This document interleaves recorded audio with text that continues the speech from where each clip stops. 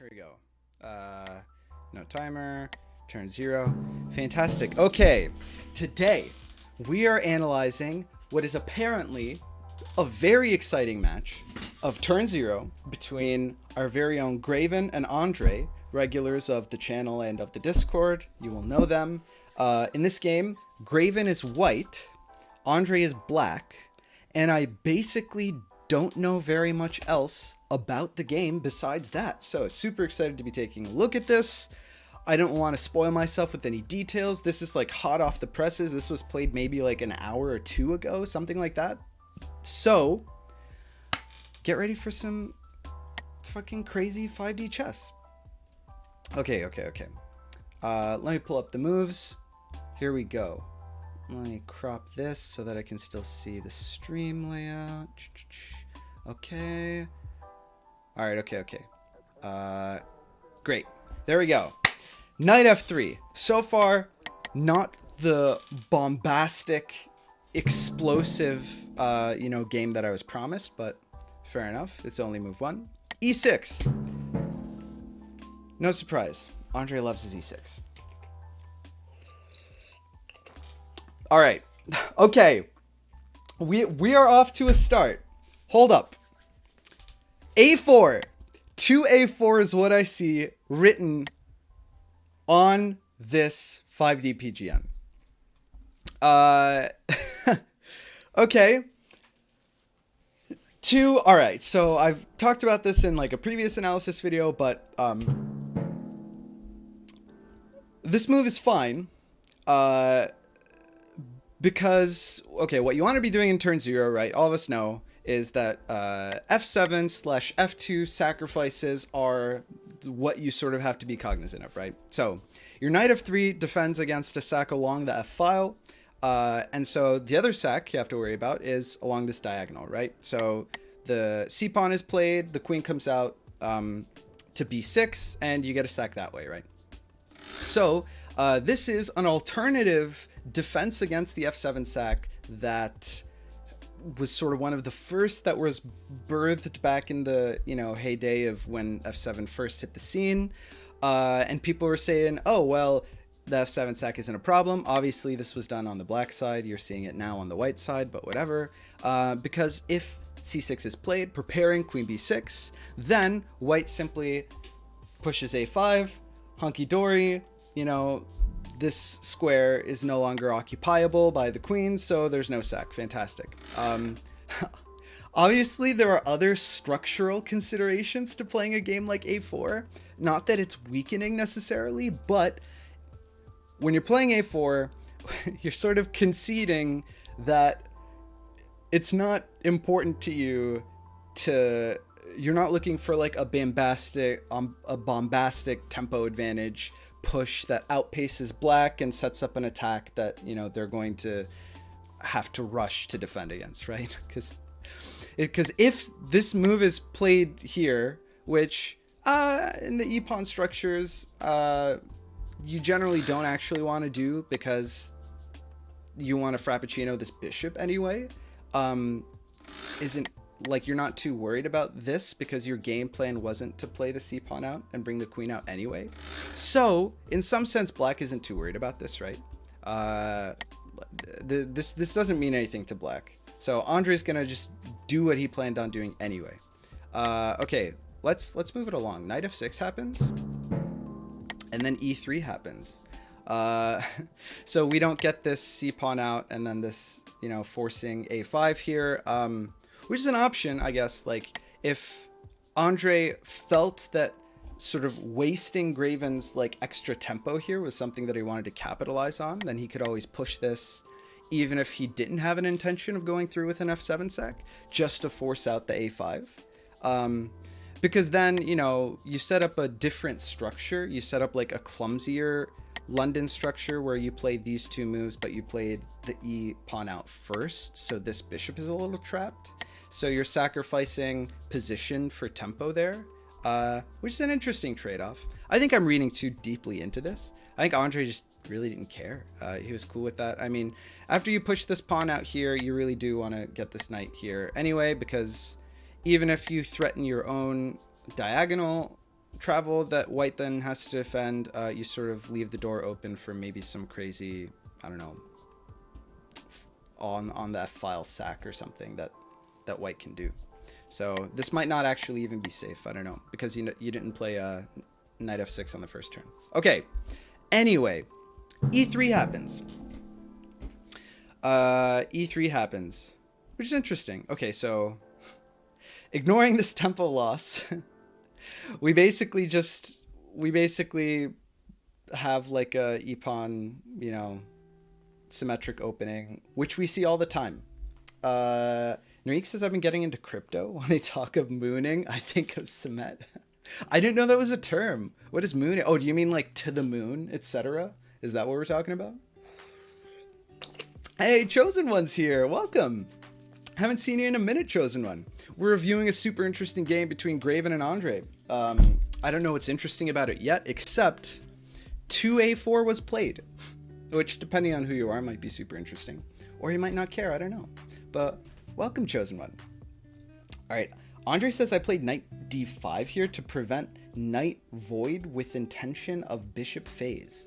Ah, okay, so next move was knight d5. All right. Knight d5 is an interesting move, actually.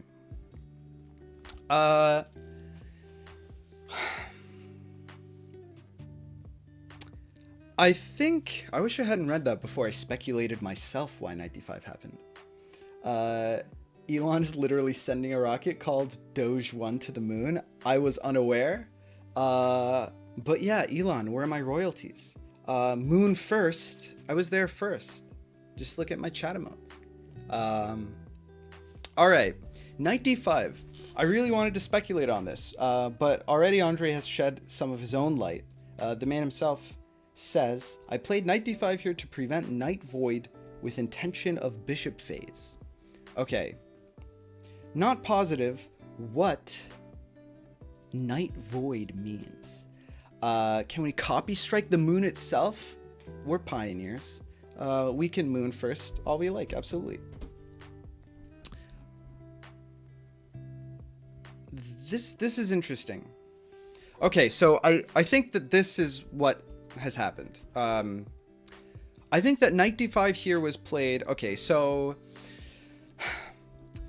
you can't just play your e-pawn out with impunity, right? There is actually a danger to playing the e-pawn out before playing knight f6 or, you know, on the white side, knight f3, right? There hasn't been like a super conclusive, like, this is a reason that you can't play the e-pawn out because it falls to this series of forcing moves or whatever.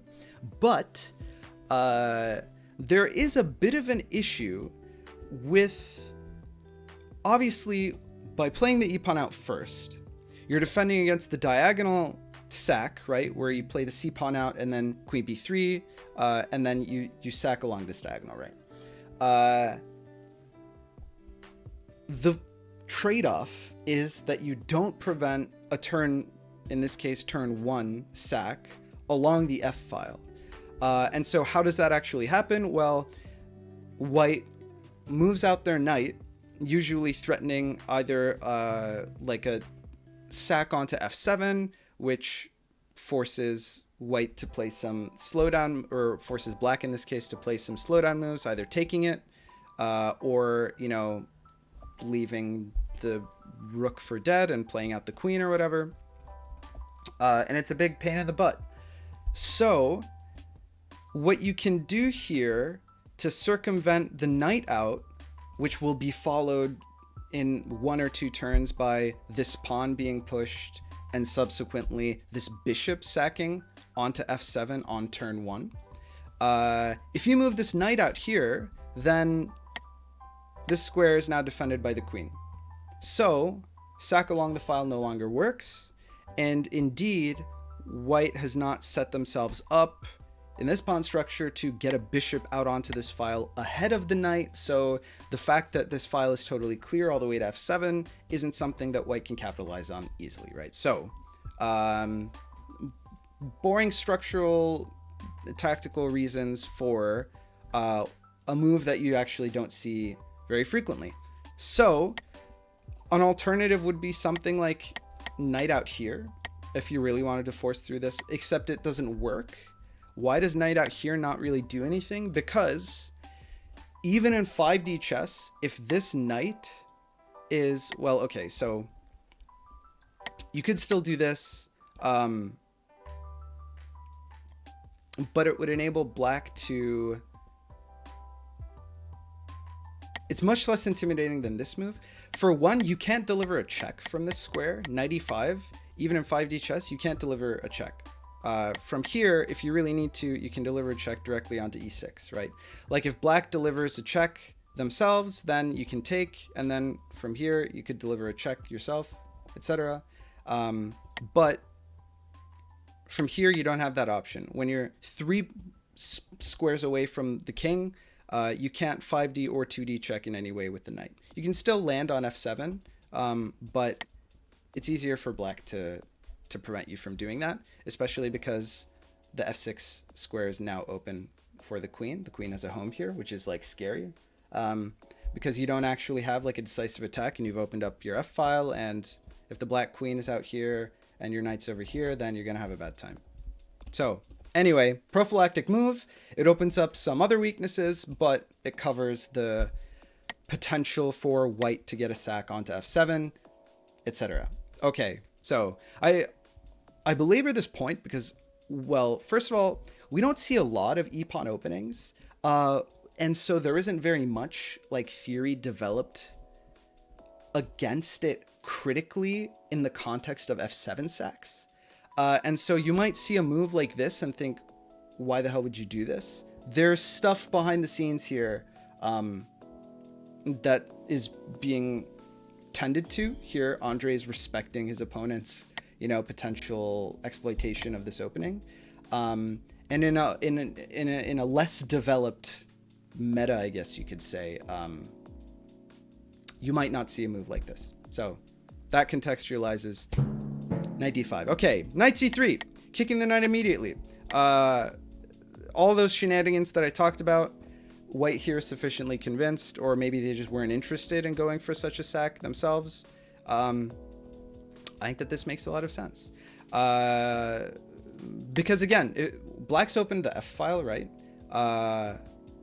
And so by kicking this knight, you're basically asking it to either lose tempi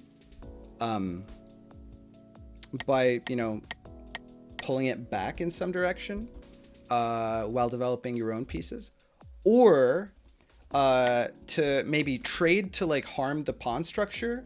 Actually, opening the b file here is probably beneficial for white, so black doesn't want to do that anyway. Although this pawn is isolated, I don't know. I'm unconvinced.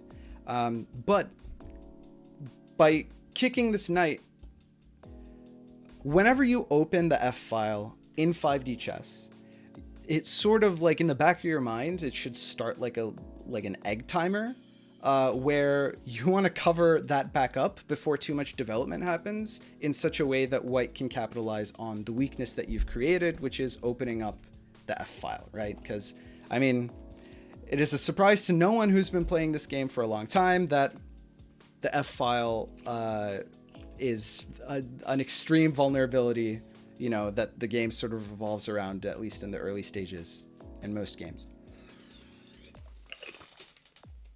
Let's see in the chat. Crazy figured out a way to hide the founder's badge. Ah, fantastic. Chosen One's confused about why I'd want to do that.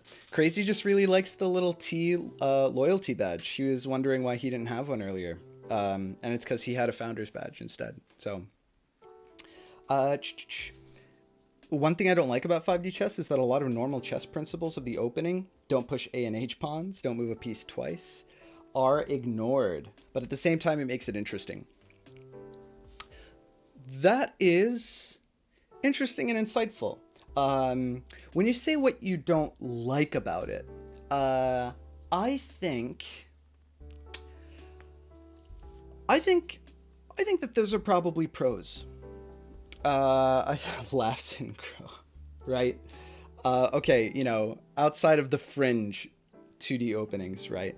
I think that those aren't inherently detriments to the gameplay of 5D chess. I don't think that that's like a hindrance per se.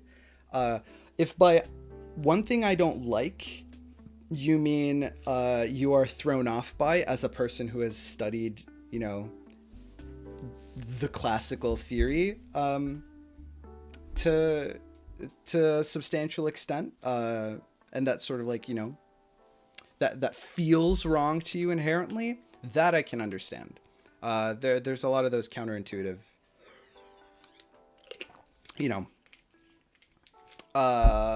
there's a lot of intuition in classical that is a detriment if you're playing 5D chess. A bit more difficult to take the center when the e-pawn is such a liability. That's the thing. I mean, I think that encouraging flank play is really interesting. I think that it sets up... if 5D chess wasn't so deeply tactical, like games where... I think that the game of 5D chess is probably long-term, the metagame, is going to head in a direction that is a lot less tactical and a lot more, I guess you could call it strategic or positional or endgame oriented, where once people get better at knowing what the minimum necessary activity is that you need to invest into securing your position against 5D tactics, it'll result in, a lot more, it'll give people the opportunity to, set up for a mid to late game position where pieces get traded off the board. And instead of these, sort of like really explosive, dynamic, gambits and counter gambits that happen when both players are just hurling the kitchen sink at F7 and F2 respectively, and one player is sort of faster than the other, you get more like structural positional considerations, which I think will inherently benefit from the unique limitations to 5D chess openings in terms of what Chosen One was referring to here, or Lawnmower even, where, it's difficult to take the center with the central pawns because of the weaknesses it produces for the king. So you have to do a lot more like flank play. And I think that can be interesting, like in its own non-degenerate way, I should say. Anyway, I'm getting too abstract here. Let's turn back to the game. In normal chess, there are also often broken. Oh, the principles are also often broken, is what Andrey's saying. Chosen One says, but try being a top 10 normal chess player by ignoring principles? I mean, they're often broken in theory. The only principle completely gone in 5D is center play. Graven says, Naka's a top blitz bullet player, and he's quite unconventional at times. I think that in this age of, rapid and blitz gaining prominence, especially like the digital age of classical chess, not to go on too long at classical, 2D chess tirade here, but I think that a lot more of those volatile and unconventional positions are seeing the light of day, basically, as opposed to your same, like, Berlin, Sicilian Najdorf, etc., like, these classical positions in like actual classical games rather than like rapid blitz games. Like just today or yesterday, I guess, the Crypto Cup or whatever, the online event, in I think the first game of blitz, where Wesley So has black and Magnus has white, Magnus plays the orangutan, right? So like, you see a lot of wacky stuff at like at the shorter time controls, and I think that there's a really interesting place for that at like the top level metagame, where the breaking of principles can be done in a very, sort of like principle. You have to master the rules to break them, etc. Right? I think that they lead to really interesting and non-trivially you know, it's not just like Hikaru Bon Cloud to 3,000 or whatever. It's like actual top level games in tournaments with stakes. I mean, I think the prize pool for that was like 2 Bitcoin or something, which is like what, 80 grand or something like that. So anyway, let's keep going. Not ignoring principles is not the same as blindly following them without regard for concrete position. 5D chess has different principles altogether, like don't open the E file. Not altogether.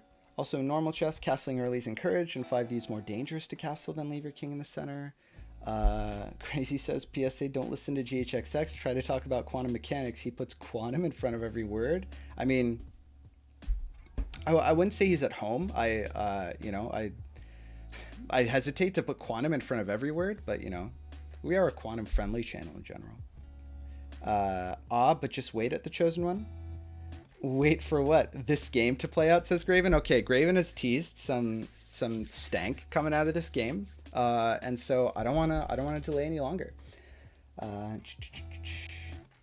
There's also quantum chess. Pam calling me out on that. Okay.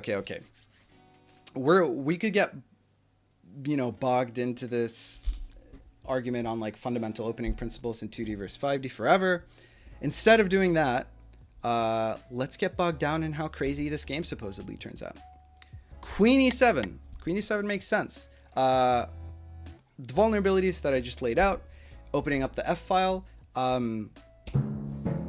you gotta compensate for that, right? And bringing the knight right back is like, you just wasted 2 moves and you're already black, so congratulations. You've all but lost the game. So queen e7 is a good way to do that. Probably queen f6 works too, right? Queen f6, really scary from the perspective of whoever's on the other side of you. Granted, the knight's not out on the G file. The knight's all the way over on the D file. There aren't knights to go along with the queen on this side, so it's not very good. But whatever. If queen f6, just knight takes d5. True. What this queen is also doing is, you know, covering the diagonal that will propagate if this e file is ever opened up. So from that perspective, this is a sound move. Okay, great. Knight takes d5 happens. Sure, why not? I mean, only move here if you don't want to lose material is to take back with the e pawn, right? And basically you've pinned your queen to your king, so, you know, that's no good. Hence the queen move. So this happens. Okay, b3, setting up for this frappuccino. In e-pawn systems, this bishop is an absolute killer. Like the queenside bishop. Yeah, no, like this knight, this queen, and this bishop can plow through more sort of thorough, sound defensive structures than you always anticipate, at least in my experience. Like, I think I'm safe, but then there's some crazy tactical combination of these pieces that opens up the king side. So yeah, you really want this bishop out here, like, as soon as possible in these e-pawn openings. Enjoying the content, very educational. Thanks so much, Chosen. I appreciate it. All right. Is this a reviewed game? Tutor's here. Welcome, Tutor. We are reviewing a crazy game between Graven and Andrey. Let's keep moving along. Knight c6. Knight c6 makes sense. These bishops,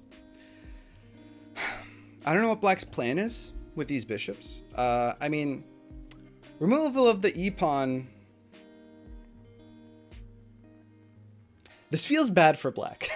I mean, it's a little early to assess, but, you know, there are just so many lethal, like, tactical ideas for 5D chess out of the opening that, like, the early tempo is super important. You know, the structure on the board, like, in the first 10 moves of the game really does determine sort of one color's fate versus the other. I think that getting this knight active as early as possible is a really... I think that this is a very intelligent...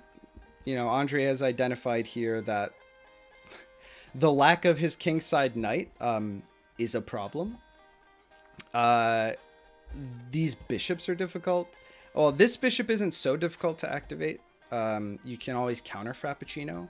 The problem with that, obviously, is you push this pawn, and then this Frappuccino happens, and then you have to like push this rook over or something before you can Frappuccino your own bishop. It's an issue. Pushing this pawn opens up this diagonal. That's something that you don't want to worry about. And then you don't want to be locked into, pushing this pawn is nice because it gets the bishop out here, right? But if you push this pawn before this knight moves out, you don't want to be locked into covering this triagonal again in the future.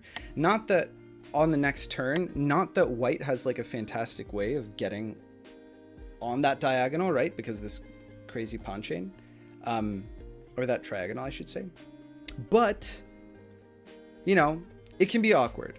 Like in general in that position, you don't want to give white the opportunity to play a move and then another move with tempo because you're stuck covering the weakness that you just formed in your own structure.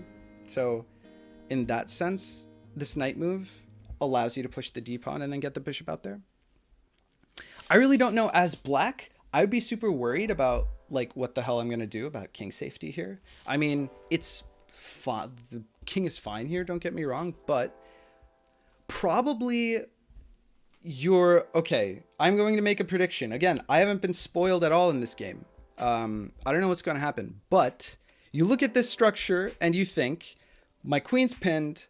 I don't have a kingside knight to, prevent any like h-file. Queen comes out here and sacks shenanigans.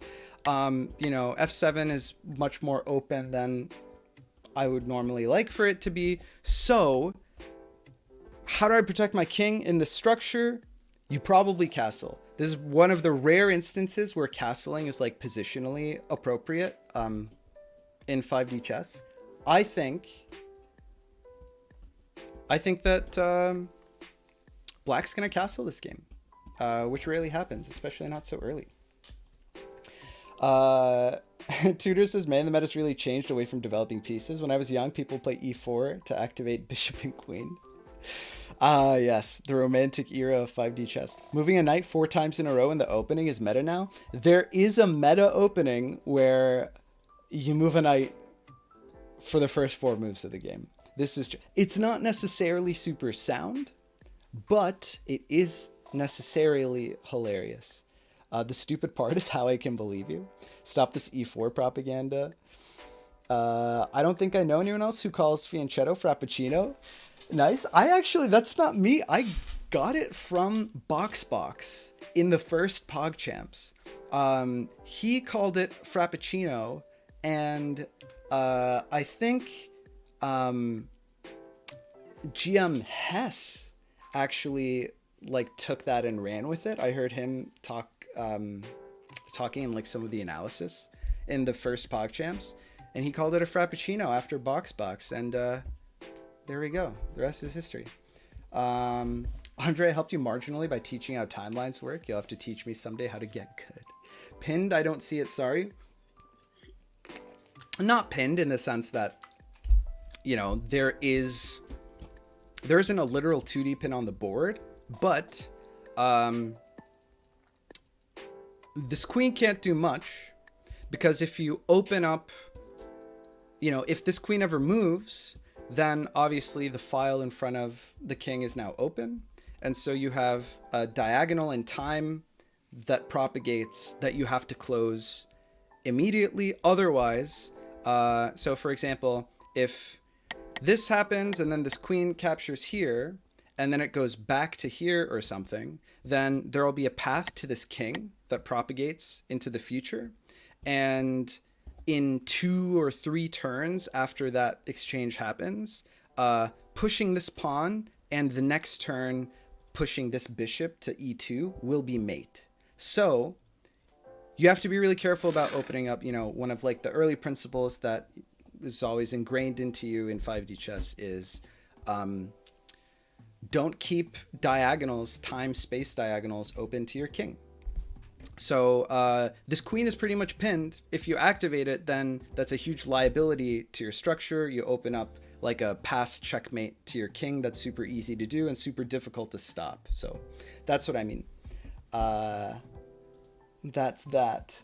In order to castle, you probably have to fianchetto, which might be challenging when white has a head start in controlling the long diagonal. I agree with you. That's castling long, which I don't think necessarily has to happen. You can also castle short. You also have to prepare a castle no matter what. Like, in this case, castling short is really difficult because if white sets up the fianchetto, the frappuccino, if you will, then, like I said, you can't immediately push the pawn to frappuccino the bishop, and you can't exactly activate your bishop the other direction because this queen has to move out of the way, and if the queen moves out of the way, then that's a liability for king safety along this file. So, it's difficult. And if you push this rook so that you can push the pawn, so that you can fianchetto, then you can't castle anymore, so it doesn't work.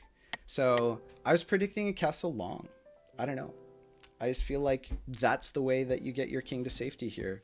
It all depends on how white ends up pressuring out of this situation. But I think white set themselves up really nicely for, there's going to be like bishop d3 here, and then h4, and then a knight out, and then the queen out, and then all the pieces converge on f7. Classic e-pawn structure push, right? I see. So tied down to e7. That's what I meant by the pin. It's like a time pin. It's actually a literal time pin. It's not a space pin. It's how it goes. I remember first going to the UK. I understood nothing, even with perfect English grades. Oh, I see. Andrey's talking about how he's making analysis videos for 5D chess, which is fantastic. You should check out his channel, 5D Andrey. No, my bots won't ban you if you link your own stuff, Andrey. I implore you, please. We need more attention on the 5D content that's going out there. Opinions on bishop a3. Bishop a3 is interesting, but I feel like it's one of those one move attacks. In like classical, in 2D chess, tutors and teachers will always warn against single move attacks, so to speak. Basically, if you're doing something just to attack a piece, but it's not actually like a sort of compound attack that brings a lot of pieces together and is substantial, because it can be deflected by like a simple response that your opponent probably wanted to do anyway. Like in this case, black wants to activate this bishop. Pushing this pawn I don't see it as too weakening to the structure. So if you go bishop a3, first of all, the long diagonal is much more important to control, right? Second, the idea is that you're kicking this queen, but after you push this pawn, this bishop gets activated. Not only that, but controlling the long diagonal is like a real pain in the ass for black because it doesn't allow them to fianchetto. They would prefer to castle short here. And fianchettoing is one of the few ways to make a castle actually safe. You're defending yourself against the anti-castle travel, which is a travel with a queen or a bishop onto the undefended g7 square before the castle happens, so that you're time checking the king on the other timeline after it's castled by positioning your piece on g7 before the king is castled. So, control of this diagonal is like a huge deal. It really does immobilize black in like a major way. So I think that bishop b2 is much better than bishop a3. So I do, let's see. Hold on. That's what Graven played? Well, I'm about to get there. Hold up. I haven't gotten there yet.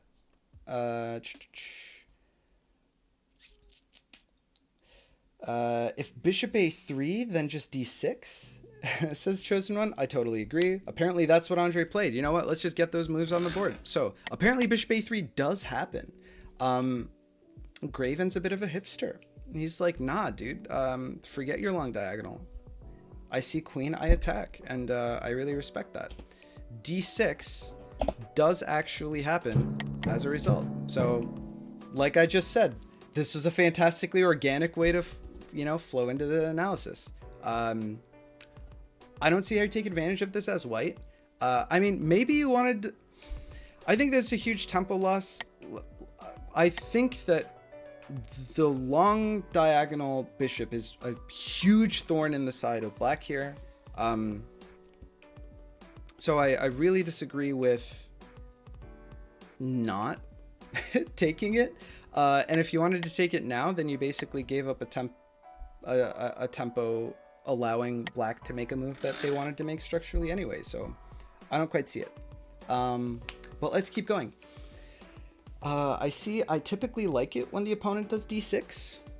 I mean, okay, d6 isn't without its own... d6 also introduces the weakness, right? d6 introduces the weakness of now this triagonal is open, so black is, committed to keeping a piece on c6 essentially. Otherwise they get triagonal mated. The only reason that I don't think that's a massive issue here is that because of this pawn on a5, the queen can't really get here. And you can always play something like a6 because a4 isn't actually like accessible, so they have to go to b5 to get along this triagonal, right? And so a6 is sufficient to like deflect that. So I don't know. But we'll see how it actually works. Interesting. 3 dimensions of space and 1 of time, so a time pin. That's what I'm talking about. But then long castles becomes a move, I see. Yeah, long castle, which I think is probably what black wanted to do anyway. Now, you can't just walk long castle immediately here. Like, you can't activate this bishop out here and then long castle.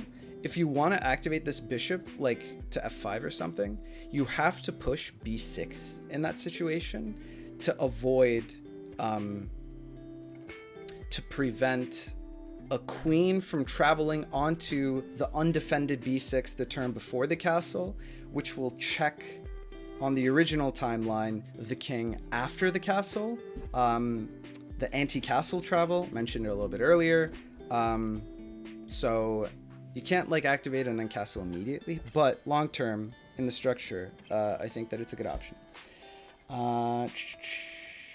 Exactly, single move attacks that can be easily defended are considered hope chests. There we go, from Chosen One himself. To me, bishop a3 was more of a provoke d6 to open b5 to e8. Okay, so Tudor was exactly thinking along the lines of opening up this diagonal. That's why he wanted this to happen. I just don't see how white in the near future capitalizes on that, basically. But it maybe there's an argument to be made, because if you... No, I really don't think that there's an argument to be made, because what you also do here is, like, by doing this, now without the bishop on the long diagonal, that basically enables black to take the long diagonal on their own. And castle short, right? There's maybe even, if you do like a g6, bishop b2, to attack the rook and basically force like a rook move, because the bishop can't fianchetto in response. Then maybe there's an annoying... Well, okay, if the bishop is frappuccinoed there, I guess it's actually not so annoying. But I was considering d4 for black out of that position. Because like d4 right now is kind of annoying. You can't take here. Obviously, the pawn is pinned to the king. So what do you do here if this happens? Actually, I don't know. It seems like an annoying move even right now. I mean, it's not black's turn, obviously, but... d4. Taking with the knight is actually a bit of an issue because it opens up, I think, a tricky... not quite yet. But soon it'll open up a tricky travel onto the turn where this knight is no longer on f3, right? I mean, if knight take, like, you literally can't, like, if d4 here, then you can't take with the knight because it just loses the knight because you can't recapture with the pawn. So I guess in response to that, you'd have to play something like bishop b2, but then you allow black to mess with your structure here. Suddenly this queen on the e-file is actually interesting. Like for the structure. Okay. I'm getting bogged down. We're going to be here all night. I want to actually get to the end of this game. Gives black an extra tempo. Develop. I want to play d6 anyway. Yeah, I'm with Andrey. I wanted to play d6 anyway here. If you leave b7 hanging by moving the bishop right before casting, your set of... Yeah, exactly. So average knows about the anti-castle travel. Otherwise, how to develop the bishop? I mean, you can always frappuccino that bishop. Actually, frappuccinoing this bishop here, like on the queen side, is interesting because suddenly you get a little bit of like a discoverino onto this knight when you push this pawn and then get active with this knight. I don't know. Okay. Let's see. Bishop c6. Queen a3. We'll also b7 to agree. True. I still agree because castle long is so strong. Otherwise, I'd argue d4 is a strong move anyway. Opening future triagonals. Interesting way to look at it. There we go. Also curious about queen b1, b5, b6 or something. Queen b1, b5, b6. Possible. The only issue with the idea of opening up this side and this diagonal and then pushing with the pawns is that by pushing on the queen side, you have given black the option to just develop on the king side because you're not placing the pressure of this. And then if you play the bishop on the long diagonal later, then you basically just lost a tempo. At least that's how I feel about it. I don't think a queenside castle will hold up to pressure. White as I'd start pushing their queenside pawns, can eventually play queen b1 to try to target the one turn where b7 is hanging. Yeah, so that's how what I just said was a response to that. Yeah, if that's your primary game plan, then black spread. Like if you're gonna load your pieces onto the queen side the way that it looks like it's going now, then you're probably not gonna castle long. But then you're given the space to castle short, right? Part of the reason to shut down the queen diagonal to b4 so I can play my next move. All right, okay. Let's keep going. Heard that principle before. Much easier to show it than explain it. Play b6 before castling queenside. d4, knight takes d4. Knight takes d4, just loses a knight. Exactly. Again, just normal chess. That's literal 2D tactics. I like bishop a3 more and more to bh. Bishop b5, bishop takes c6, then pawn cube. F8 bishop isn't moving anywhere anyway. Okay. I need to pick up the pace here. What are we doing? Let's see. So bishop a3 happened, d6 happened. d4. Haha. Okay. So, very good. Graven knows what's up. Graven plays d4 first to assert dominance and also to prevent black from playing d4 because it's actually super annoying. I like d4 here because it fits with the theme of obviously you're like loading up on the queen side, right? I don't know if it's good, but it's on theme. Like it's cogent and relevant to the game plan of bishop a3, right? You play bishop a3, you play, you know, it sort of sets up for d4 here. I think this is good. I think this is pretty good. Moving along, d4. How do you answer? You probably activate the bishop that you just opened up, right? So, is that what Andrey does? Bishop g4 does happen. Okay, very good. d4 makes the game completely different. Very interesting move. Yeah, so d4, if you see d4 to the, you know, out of your instinct will be to immediately cringe, right? Oh my goodness, the triagonal is opened. Look at all this, and you don't have it. This is insanity. But how's this queen ever getting over there? The queen is time pinned to the king, right? So that's not how this works. Now this knight is 2D pinned. Okay, this is interesting. How does this play? So what is the plan here? Bishop f5 is what, like, you know, normally the queenside bishop develops to when you're black. G4 here pins. G4 here pins the knight.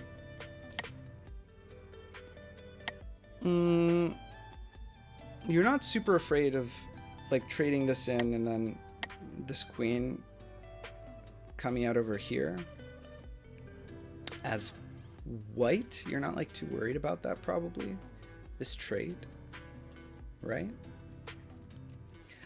I guess what it does is it buys... Okay, so this move, what this move does do is buy black time to set up their king side, right? Because, like, the goal in activating this bishop here rather than f5 isn't necessarily because they plan on sacking here, which I think is actually probably not good. But if you get kicked here, then you just pull the bishop back to somewhere like h5, which actually ends up being quite a nice square for it. And if the double pawn push happens, which is substantially weakening to white's kingside pawn structure, by the way, especially in 5D chess, then you just pull that bishop back to g6. And actually you're quite happy with it being there, because suddenly the queen is unburdened from protecting f7. Also your light square bishop is quite nice in this structure. It's always gonna, like, peek into this weakness in white's pawn structure, right? So makes sense. Makes sense if the goal of this move is to maneuver it potentially, if it gets knocked around, to g6 to defend f7. That's quite a journey that this bishop would take if Graven really wanted to push. Like, if h3 g4 happens, you know, I think that's probably what's going to happen to this bishop. Okay. White pawn structure looks artful. I agree with you. The next move, if the next move is c4, I'm getting excited. Black has weakness on light squares, but it's difficult to get the queen to a good light square. I agree with you. That's why I'm not too worried about, like, for example, d6 in this position. If it's black's to move, white can trade off black's light bishop. If white can trade off black's white bishop, it will weaken black's position severely. Trade off for what? The knight, most likely.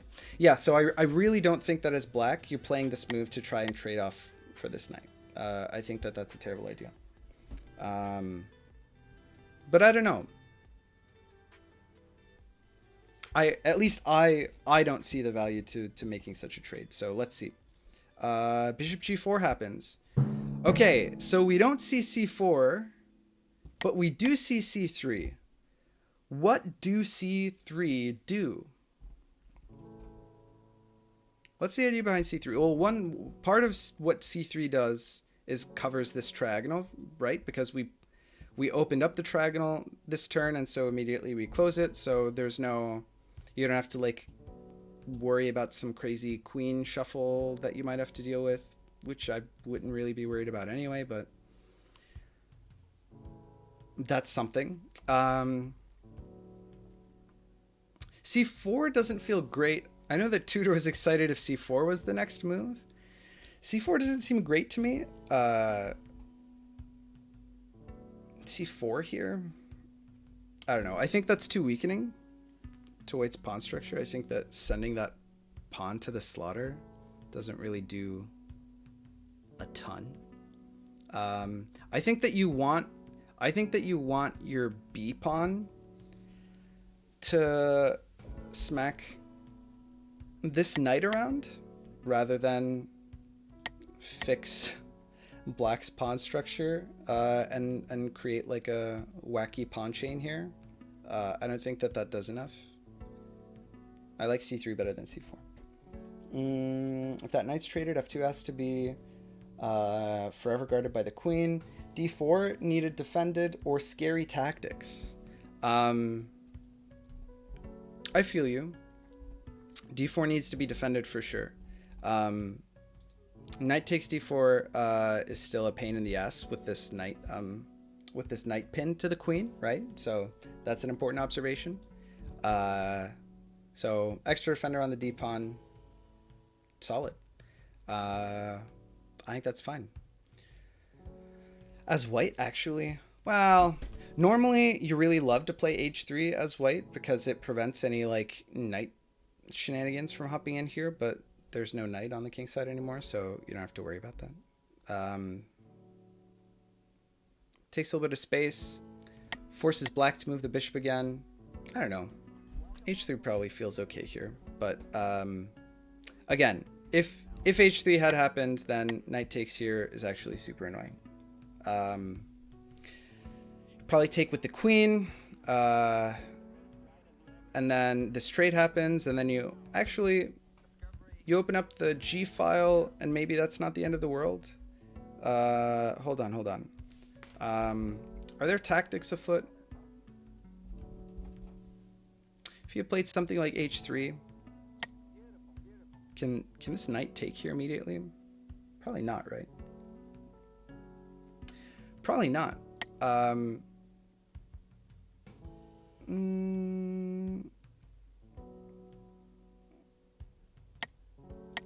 Takes, bishop takes, and then queen here, and then queen sacks in the past. Is that lethal? That might actually be dangerous. I know I'm kind of going down the rabbit hole here, but here, well, okay, takes here. Oh, you know what you can do actually? Oh no, wait, you can't, that doesn't work, because after this trade here, this queen on d4 defends h4, so that entire line doesn't work, so never mind, there's no queen sack to worry about. Sorry, I've been working on my 2D chess visualization, so going deep down these like tactical lines, I'm pretty slow at. Actually, that's pretty bad for black, because if this takes immediately like this, then this threatens mate in 1 here, a5. After takes here, c6 has to be played immediately, otherwise a5 queen a4 is mate, something like that. Let's see. Oh my god, chat is popping off. It's so hard to keep up with chat. Is knight's plan here, knight a5 c5? I don't think that black's thinking about anything like that yet. Hopefully I didn't miss much. You really didn't. We're moving at a snail's pace. There's just so much to say about the position. It's really interesting. Yeah, bishop takes, g takes was really bad. If black takes the knight, white could consider doubling down and doing something insane, like a queenside castle themselves, bring all their pieces to the queenside. If black takes the knight,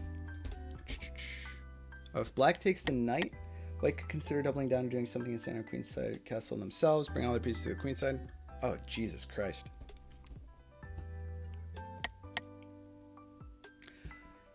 I don't know, man. I don't want to castle into this queen side as white. I think that my king is pretty happy where it is. That seems kind of nuts. Black has mate threats, traveling a queen to e3 on this board. Black has mate threats, traveling a queen to e3 on this board.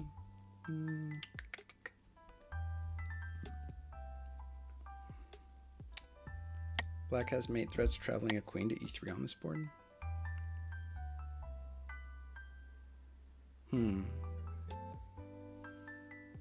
Well, you certainly can't recapture, right? If a queen is on e3 on this board, then takes, and this is mate, and also you've got other issues, so you definitely don't do that.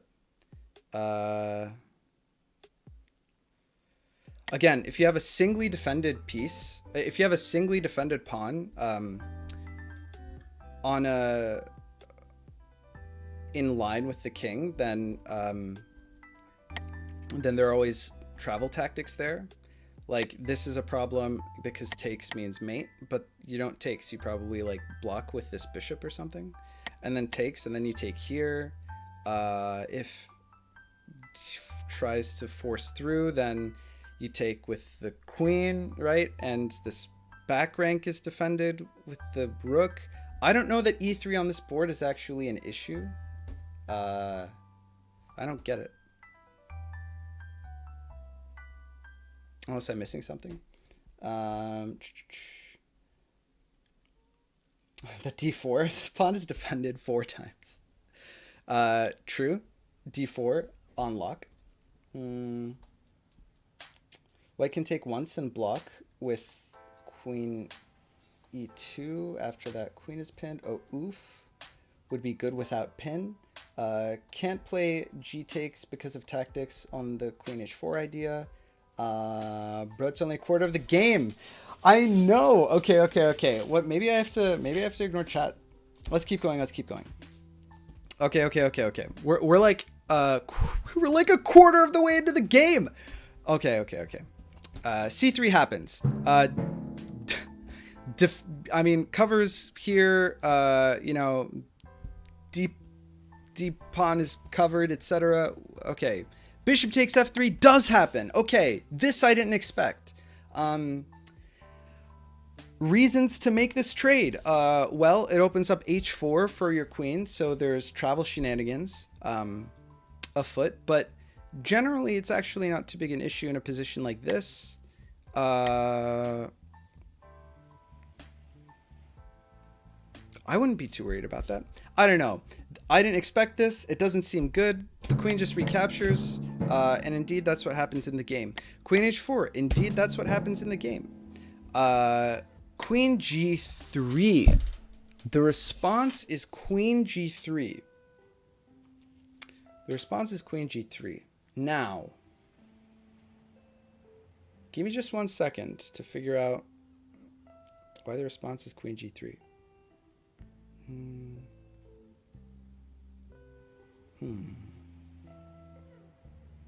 Why is the response queen g3?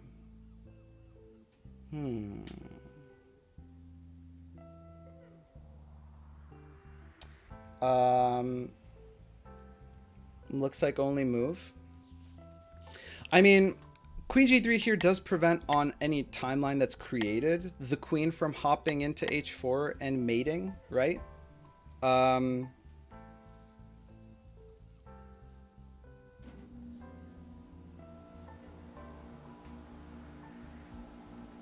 So I guess there isn't anything else that actually defends that here. I mean, there always is something else. Like if a sack happens, there was a knight here anyway, right? So you can just do, especially because there was nothing on, like this isn't the only defense. This is the only defense on this board.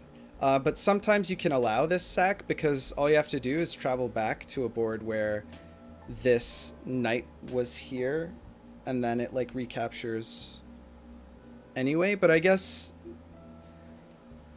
black can always threaten this knight and like kick it off and prevent it from jumping over and recapturing on f2 if that sack actually happens.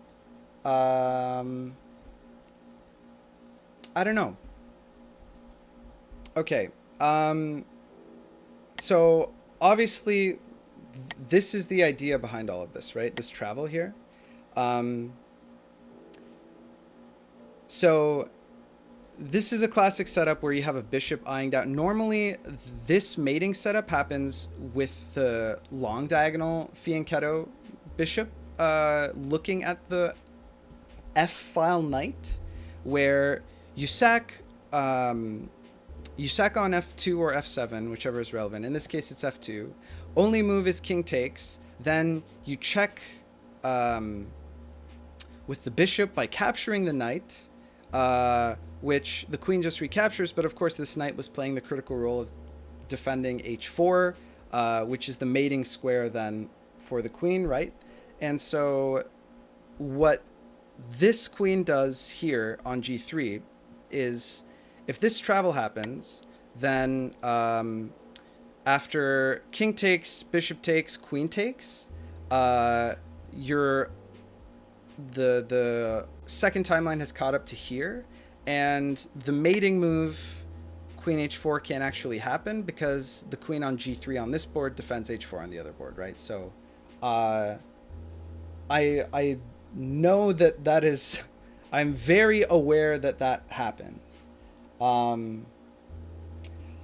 I just wonder in positions like this if there is a different move that sets up for a mate that black can't prevent if their mate takes too long, because you're not actually mated when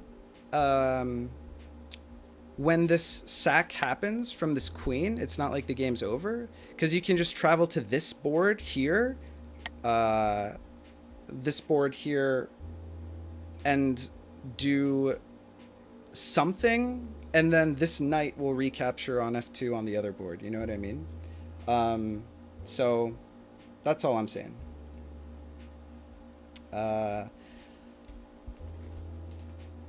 Andrey's saying, bro, look at the time travel, select queen, see where it goes. Okay, we went over what is being threatened and why this is a response to that. I was wondering if there was a different response that was more critical of this attack, of the sufficiency of this attack. But I guess actually the fact that there's a queen, where would white travel? White would travel, so this happens here. So white, so this is, it's now white's turn on this board. So you can't actually go here because this bishop will just take this knight. So you have to go to this board. And actually the fact that there's a queen and no e-pawn is annoying, because black can always deliver this check to the king. So I guess the fact that there's a queen on e7 and no e-pawn for black means that white doesn't actually have other options, which is kind of crazy.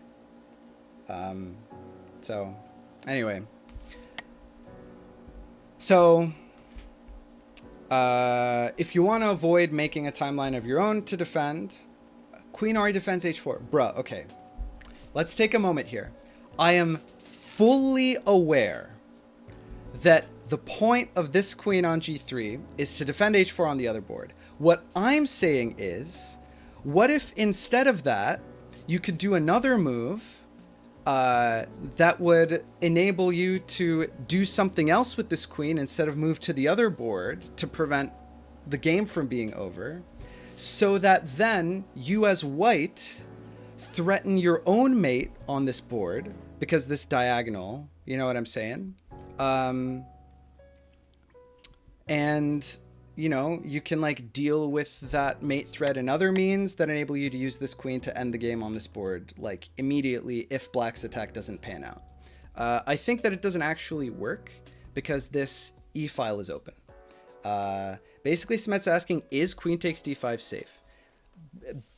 Basically, what I'm asking is queen takes d5 safe? Now, in this case, I think no, because the way that these bishops are positioned, you can't really travel with anything if queen takes d5 happens. But I mean, that's like the idea of what you have to ask yourself, right? In this position, as white, is, you know, in this case, it's kind of clear because the only thing you can travel with after queen takes d5 is the queen. And you want, you know, the reason that you would play queen takes d5 instead of queen g3 is because next move, pretty much, if this queen is gone, then queen e4 is mate, right? That's what I'm saying. Queen takes d5, free pawn. Queen takes d5 doesn't work. I mean, it could work because you can still travel 5 turns back with the queen. But the only problem is that the pieces are positioned in such a way that black can always either take this knight or threaten to take this knight or provide a check on the turn where you would be defending from your own timeline. So it doesn't actually work, which is a shame. Another pet peeve I have about 5D chess that almost all tactics involve setting up an intricate mate in the time dimension. Almost no tactics involve winning material in classical chess terms. I would disagree, Chosen One. I think that actually the most interesting positions are where you use 5D threats to win 2D material, which I think happens a lot at the highest level in these really complex mid and late games, which don't happen super often. But I think that the better that people get at 5D chess, the more of that like positional, you know, piece winning and piece exchanging will be a thing, rather than every game being decided by like a complex succession of like, I do travels on f7 and f2, you do travels on f7 and f2, and then like the game is over based on whoever, you know, was faster or whatever. That's because you don't play princess. Don't talk to me about princess. You can't trade off these queens though, it's losing. Yeah, trading queens is terrible here. Yeah, I think that if you're Andrey and you realize that g3 is playable, queen g3 as a defense, you don't do this in a million years, because all it's done is set up like an... Okay, when I said this queen was pinned, I wasn't messing around. Like, this queen did not want to move off of e7 because now it's really difficult for him to recover this diagonal with any other piece. You know, suddenly you've like committed your knight to, you know, sacrificing on the square or something absolutely crazy, you know, or I don't even know how you cover up this diagonal. Like, it's a big problem, right? That makes sense. Compared to normal chess, threats of checkmates are much more numerous. Exactly. On Vuja IMHO, a lot of the positional strategic element of chess is lost. I think that it's not lost. 5D chess doubtless is more tactical because tactics are more potent. I think, though, that the destiny of the metagame is that people will get comfortable with seeing and preventing those tactics better, and that the more, you know, deep, beautiful positional aspect of the game will shine through. I just think that it's more volatile out of the opening, and if you don't know what you're doing, then, you know, you get short, crazy tactical games, which isn't a bad thing, but, you know, I understand if you're looking for some depth, some strategic depth, how that could be sort of disheartening, but I think that it's there, I promise. Still tend to think white has no winning strategy. Any player can exile their kings before checkmate. I hate that. I think exiled kings is bad. That's not what we're doing in this video, though. We're just going to keep going with the game. I did not intend on this to take this long. I'm going to have to cut some of it down for the YouTube, but let's go. Let's go. Okay. So, for aforementioned reasons, queen g3 is good because it enables a defense of this h4 square from the original timeline without any extra timeline creation being necessary, which is very good in this situation because in order to make this attack possible, the black queen has abandoned her post on e7, has opened up the file, and so there's going to be a diagonal in time that goes directly to this king, open for white. So all white has to do really is push this pawn in a few turns and then play bishop e2, and then they win the game. So, okay. We're getting off track. Andrey realizes this. Had he realized this earlier, the man said himself he would not have played bishop h4. Or, sorry, queen h4. So, how do you save face? Queen e7. Andrey says, nope, never mind. I was just kidding. I take it all back. We're going back home. Queen was out for a smoke break. Came back to e7. Queen f4 happens. Queen f4 happens immediately afterward. Queen f4 makes sense. Queen f4 makes sense because it prevents the queen from ever hopping back into h4. It occupies the F file, and it potentially sets up for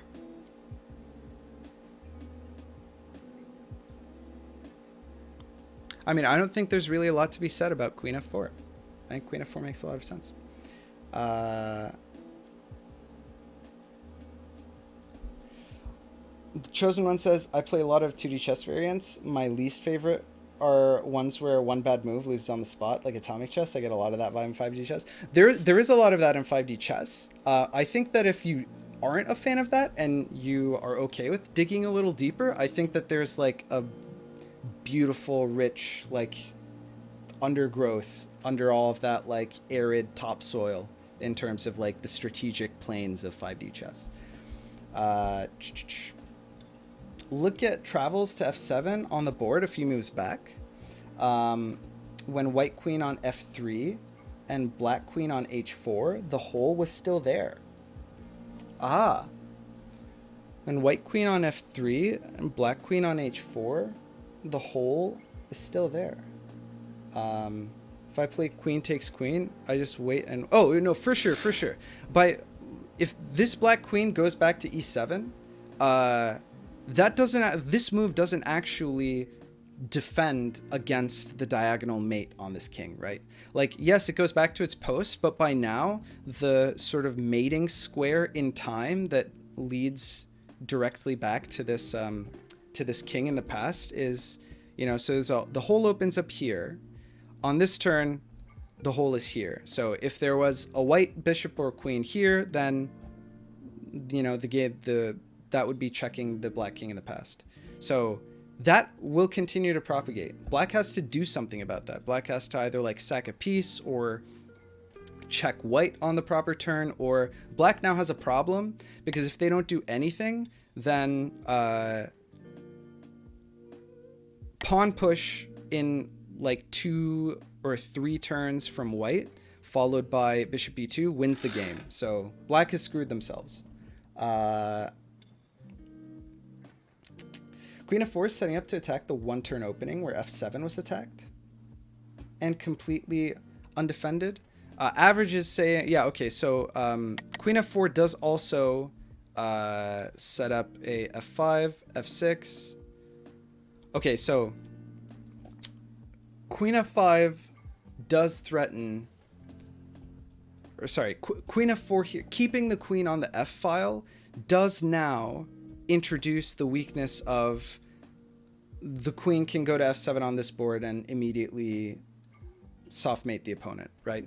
It's not undefendable against, but it's a huge pain in the ass for black. So black now has a lot of problems. There's this diagonal, which is mate on the board. There's the time travel to this board. This board, black created this board for white, which a queen here is like fatal. So that's an issue. Okay. Queen f4, very good move for all of those reasons. Where am I? I keep losing my place. Okay, g5 happens. g5 kicks the queen off of f4. Why is that a good move? Well, first of all, where does it kick this queen to? If the queen goes to f3 here, black hasn't actually solved either of the two issues that I just laid out, which are the travel to f7 on this board or the diagonal mate, which is still coming and coming very quickly. It does... Like, what do you do after queen f3 here? I guess g4. But is white okay with that? Hold on. g4 and then f4 here, and then don't you get the sack onto this board? Hold on. Where does this queen go? If queen f3 happens, then next turn we have f4, Oh, the queen actually blocks itself from traveling immediately afterward, right? Oh, so actually I think that does prevent the sack onto this board. Which is beautiful. Right. Because if white were to travel this turn, then they would be on f6, which means that next turn they have to travel from this square, right?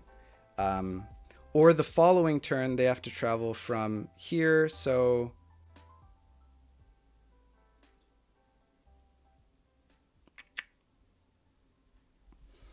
Two turns from now they would have to travel from here.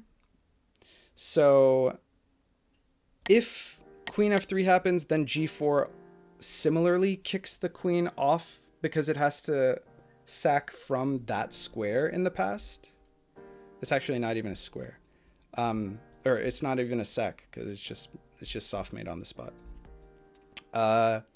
So g5 here, okay, g5 here prevents the queen from staying on the square, which means that this travel next turn is impossible. And if you just move back one turn, or if you just move back one square, then the pawn push prevents the pawn push next turn will similarly prevent the queen from hanging out on f3 for just a square, so for just a turn. Can't speak tonight.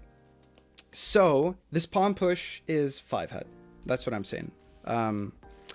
That deflects that threat, but the threat that it doesn't deflect is the diagonal mate.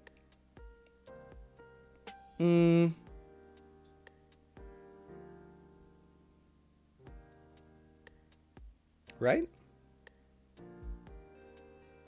So I don't know what's going on there.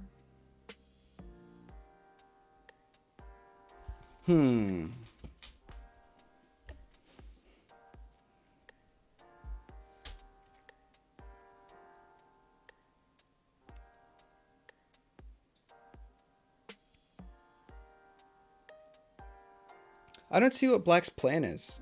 Black has to sack a queen to prevent that from being mate, right? So e7, e6, e5. So white has to push this pawn, not this turn, but next turn.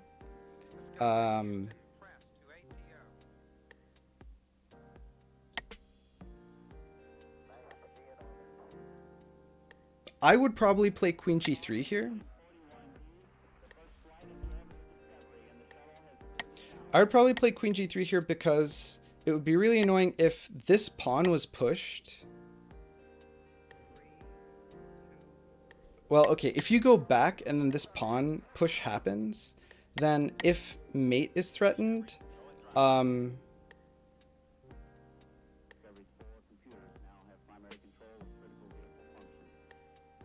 I think the line that I was thinking doesn't actually work, so I'm gonna stop calculating it. If white ever plays e4, queen takes e4 is still a thing. Yeah, that's true. E4 can't happen before. E4 can't happen before the bishop move happens. So I guess actually you want to play bishop b2 before you push e4. In which case white would want to play bishop b2 here, actually this turn. But then you lose the queen. So that's a bit of an issue, isn't it? So actually, black is okay here. Hold the fuck up. Black is okay here? Okay, wait. So if you want to push this next turn, you can't push this without playing this. So actually, if white wants to take advantage of the diagonal mate here, white wants to play bishop e2, but then g takes f4 happens, and then if you push the pawn here, then you get queen takes e4, and next turn the queen can sack into the bishop and prevent the mate from happening? Wow! How did this happen? This is crazy. How did this happen? Play it out? Okay, let's look at the moves. How is black okay here? What the fuck? taking advantage of the fact that the black queen was not on e7 for one turn.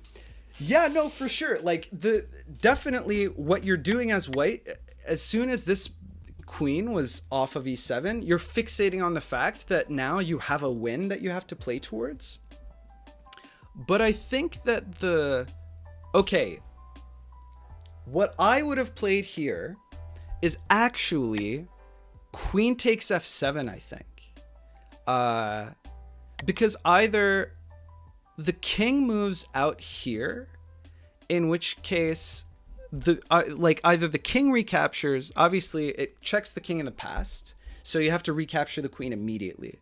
So either the king recaptures here, in which case there's a diagonal mate that propagates now that they have to worry about. And so you can play this bishop move that then allows... Oh no, sorry, it's not timed. Hold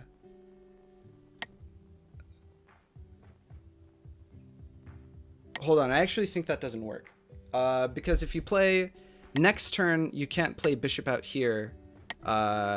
If king takes f7, then this becomes too late to mate, right? Which is the reason that this is safe for black in the first place, is that it forces bishop here this turn. If pawn takes, then push, then queen sack happens. So it doesn't quite work. Never mind. I was thinking you force the queen to defend like 2 diagonals at once, which it can't do, but actually that doesn't work. So you don't have time. So never mind. Okay. Ignore what I said. Let's play this out. G5 happens. Bishop e2 happens because this is the only turn on which white can actually take advantage of this propagating time diagonal, the hole that was created by this erroneous queen h4 play that doesn't actually lead to anything. How could this have been avoided? I guess this is the reason that queen f4 wasn't good. Queen f3, I guess, was the answer here. Queen f3 is probably winning, right? Because then in order to stop it, black has to sack a queen, and then you're up a queen in a position where the king side is totally like wide open, and so you just win, right? Because actually the queen sack doesn't...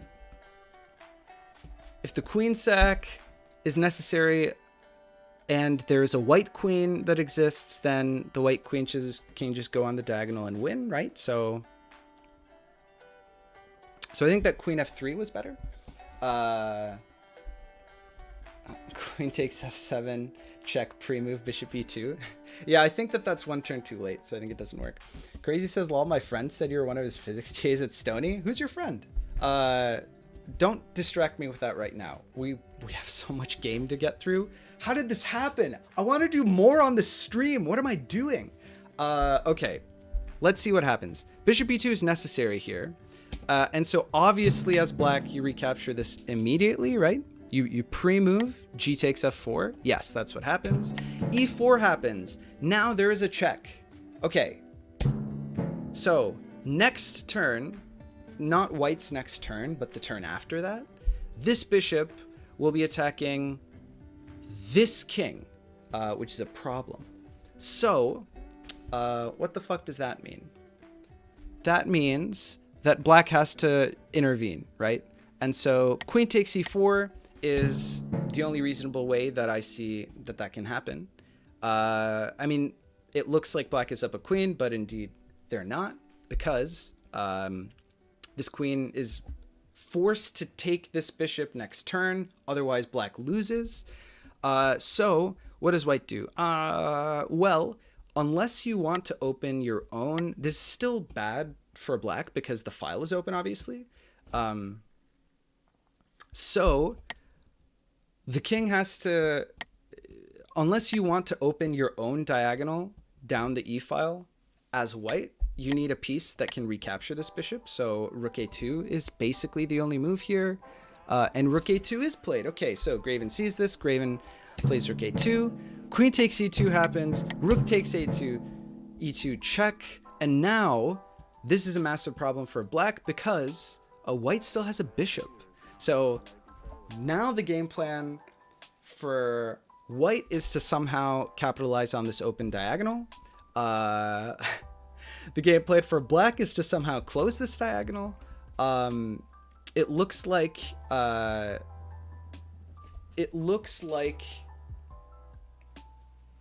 black is up a piece, but black is also in trouble. They probably have to sacrifice a piece to actually close this diagonal, right? Which is kind of crazy. This is wacky. Okay, wow. We are only halfway into this game. We are less than halfway into this game. Oh my god. Okay, so it looks like black is up a piece, but they have to sacrifice a piece to cover this time diagonal to close up the E file. And indeed, what immediately happens is knight E5, which is fantastic. D takes E5. Makes sense. You want the material back, right? And so after D takes E5, long castle happens. Wow. Okay. Wow. Okay. This is so cool because I abandoned the back rank. He says Graven. That was a crazy exchange. There was, I cannot imagine. I don't know how much time this took. This was a timed match. This was medium timer. To think that, like, as soon as F4 happened, I think that this position was winning for white. Not that I knew back when we were on turn 12, right? This position was winning for white, and F4 enabled this defense for black, which somehow simultaneously covers, man, G5 is like double exclam, because it covers both the travel here and also enables this double queen sacrifice to stay alive in the end game. And it's even material is what's crazy after this. Like, I mean, these players they're not just going to let, like, you know, mates in one hang, or like, you know, these empty king diagonals to propagate in time. So, like, it's obvious that these material sacrifices happen. But man, what insane, like, calculus to get to this position, right? This has been nuts, and it's only half of the game. This took a lot of time. He came out with like 2 minutes and I had 6. Okay, we are now down to blitz, and we're halfway into the game. Do you want bishop takes G1 anyway? Bishop takes G1 anyway, for softmate type nonsense. Bishop takes G1. What's going on with bishop takes G1? When did that happen? How does that happen? I failed to see how bishop takes G1 is a thing. Yeah, I remember like 40 seconds against 5 minutes. Wow. Bishop takes G2 back in time to the board where I still have a queen. I see. And then rook G1. Black still has a huge problem of C7 hanging before the queen. Okay, so. Okay. So, this castle happens, which makes sense. You want any semblance of king safety, and in a world without, you know, knights or queens, when it's down to this endgame, you do this. You do this king travel. Or sorry, this long castle. I'm beyond words. You castle long. Because castling short opens the diagonal. That's the thing that you don't want to do. Now, I mentioned earlier, if B7 is undefended, or rather C7, because you only have a bishop, you can't castle safely. Why is that the case? Imagine for a moment that somehow this bishop gets on this file, C1, forever from now, and then maybe pushes C4, something like that, and then sacrifices onto the undefended C7 of this board, right? Suddenly, we are now in a position where whatever black does, there is a bishop on C7 on this board down here that is attacking this king in the past, that is soft mate. And c7 is undefended, so there isn't like a move on this board that defends against that. There has to be some crazy time travel, you know, so this is why, you know, you have to sanitize the area before you actually do a castle, or you have to deal with it afterward, which, seeing how many turns there are left in the game, I'm sure that the players deal with this. But this is a consideration for those who are unfamiliar, and it will contextualize whatever happens next. Let's see. Okay. Am I right? Because the board, we both had these ideas. I like that quite a bit. Feels like he has quite a bit of time. Yeah, also I had G2, time travel idea, 7 moves, rather low on time there. Yeah, so there are ideas where this bishop travels onto G2 in the past. Let's see. Yeah, like a bishop travel onto G2 here is actually pretty killer. Or at least very stressful for the black player. Yeah, like bishop takes G2 here on this board. And then what, probably like rook G1 or something. And then a queen sack, takes only move, knight check, and then, you know, something happens, and then bishop here is mate. So there are some really tricksy ideas here for black. It's not like they have no counterplay. I wouldn't see how to defend bishop takes G2 on that board. Yeah, looks spooky, right? So let's keep going. Again, there are lots of turns left in the game, so clearly these players see this. And this is why we're analyzing this ridiculous game right now, right? So, castle long. Sorry. Castle long. E takes D6 happens. Okay, so E takes D6 makes sense. Why does E takes D6 make sense? I mean, I don't need to explain why this makes sense, right? You grab a pawn, otherwise you're gonna get grabbed and fix black's pawn structure. Obviously taking with the pawn is an issue here, so you probably have to take with the bishop or the rook. Also, the more time that you can kill for white, basically all white wants to do here is kill time so that they can travel to c7 on this board. Like, this is probably white's game plan right now, right? Is travel to c7 here, win the game. Okay, so that would be that would be an issue.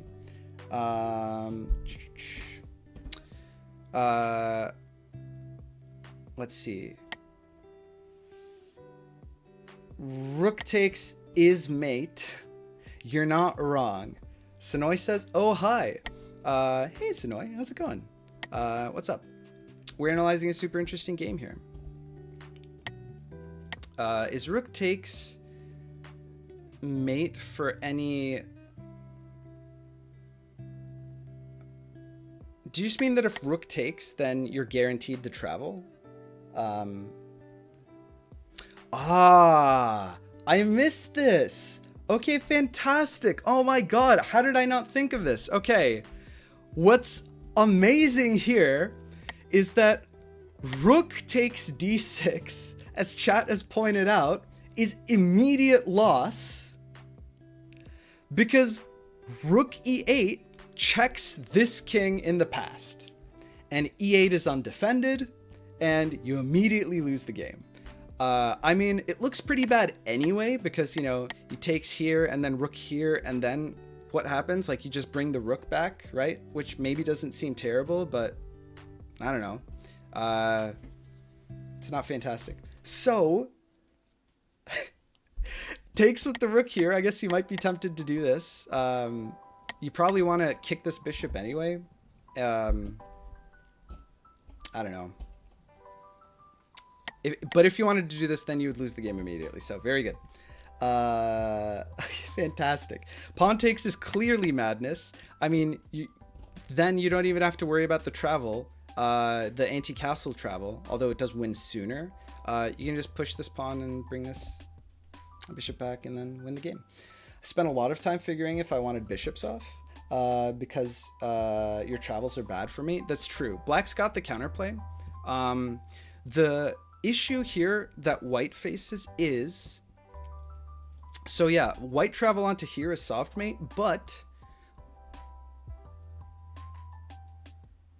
black's travel to this board is a turn earlier, and this knight recaptures on that other board. So if white travels bishop c7 happens on this board, then that timeline comes down here.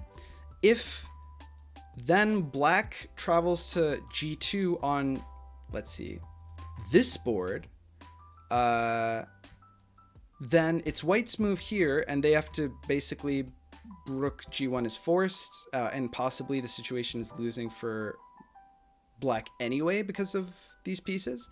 But in addition to that, like the next turn, this knight recaptures the anti-castle traveling bishop 2 boards down. So that's a problem for white. Like they're playing for that win, but also black has like an earlier win, so it's a problem. I see how c takes d6 eventually loses. Bishop takes d6, the obvious move.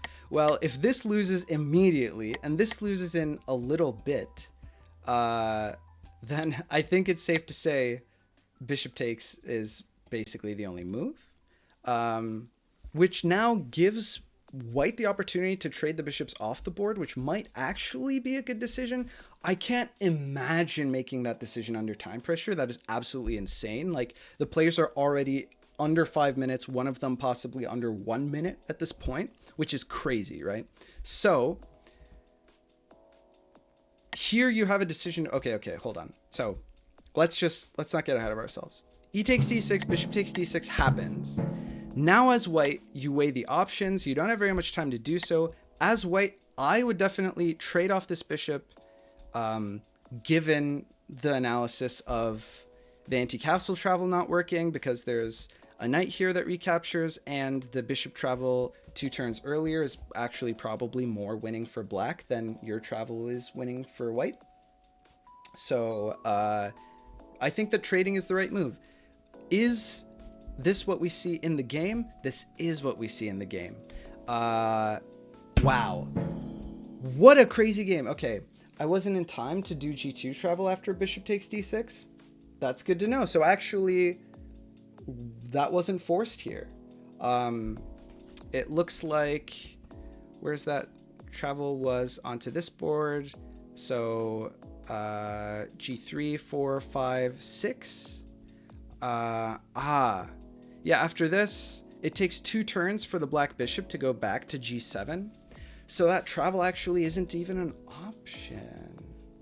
Very interesting. I mean, in light of that news, I probably wouldn't have traded. Wow. Crazy. Okay.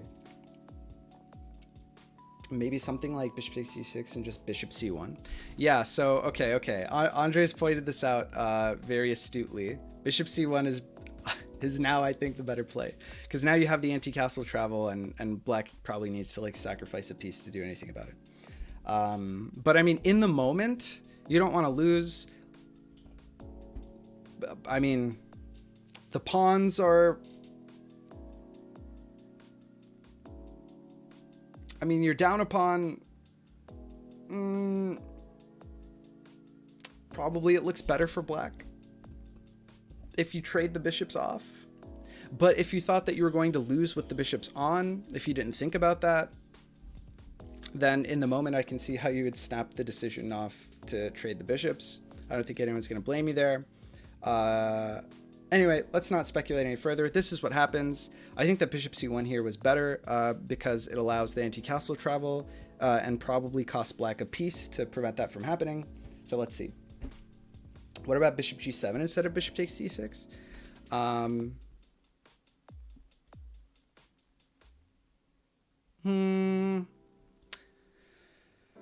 That's a good question. Okay, hold on. So what's been said here?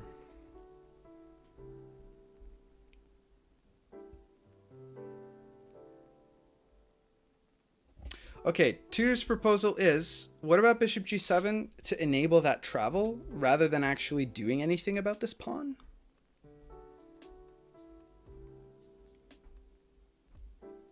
Hmm. I think that that's not good because white can force a check here that prevents that travel from happening. I mean, again, this is all in hindsight, right? Knowing the options that are available to both players.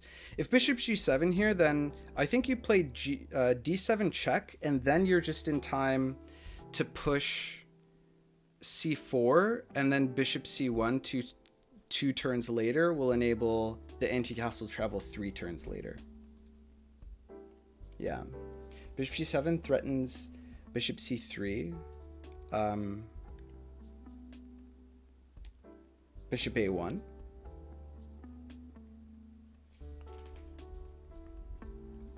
Bishop g7 does threaten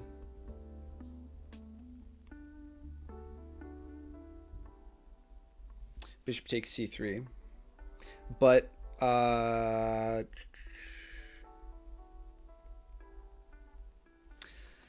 okay, hold on. I think I'm rushing through what is, if king takes d7, bishop e7 mate. That's definitely true. But I think the rook probably takes there, no? After d7 check. If rook takes, rook e8 mate.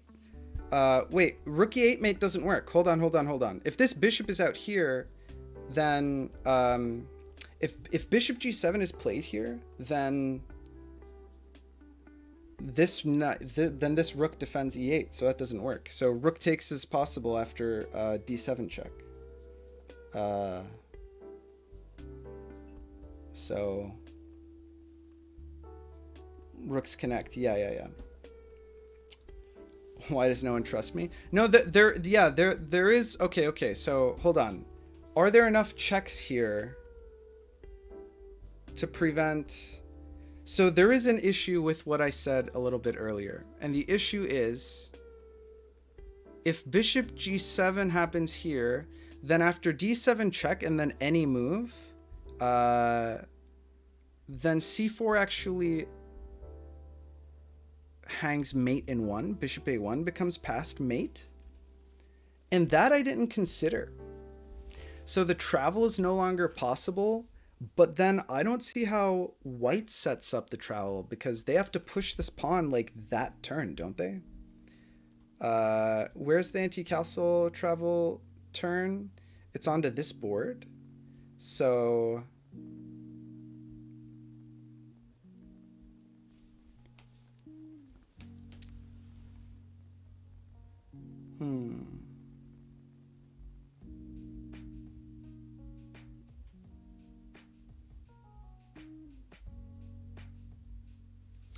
okay, c7, c6, c5 is here. So c4 needs to be pushed not this turn, but next turn. So the pawn needs to be pushed here. So if after takes here, this goes here, then you have d7 check, and then immediately after you have to push the c pawn, but that hangs mate in 1, so you can't do that. Still play d7 check? You can. Hey, thanks for the follow, RealGHXX. Appreciate the support. Hope you enjoyed the stream. Was about time? Cheers.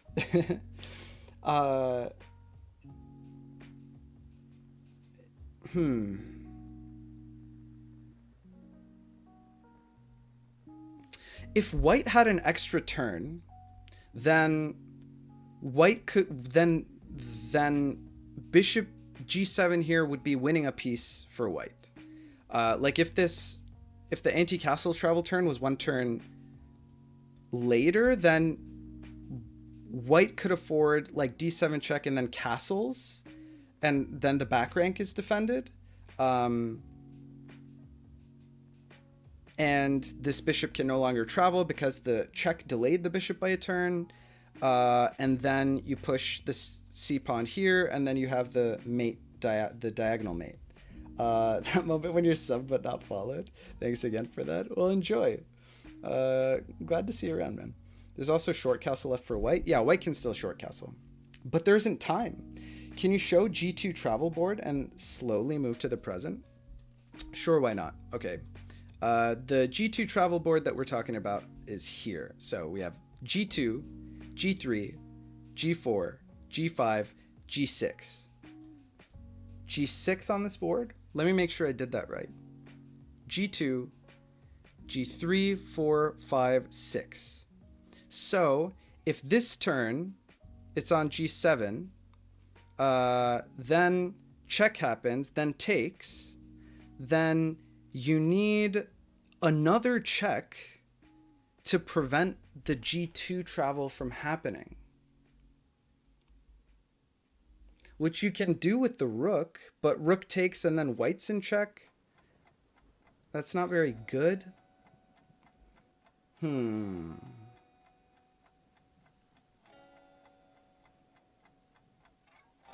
So bishop g7 wouldn't be forced mate, but anxiety inducing under time pressure. I agree with that. How is it possible that I've spent 2 hours on this game, but I feel like I've given it half the time that it needs for a full analysis? Now I think I'd just find a Jurassic square on the E file.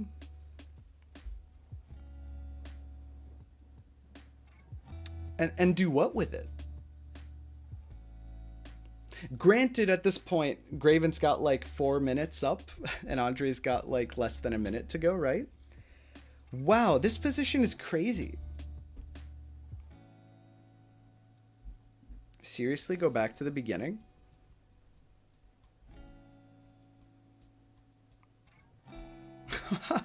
Okay, so what Graven is saying is, his game plan, had all of that happened, would have been to get a rook onto the E file somewhere and take advantage of the literal queen pin onto the king. The square on which you do that is actually unclear. Okay, E4 and E5. All right, you can't do it on E4. You can do it on E5, but then where do you go? E5 here? Okay. Oh my god, E5 is open the entire game, right? No, hold on, sorry, E5 isn't. E5 is not open. And neither is E4. Okay, you can't quite Jurassic. But you can capture this queen.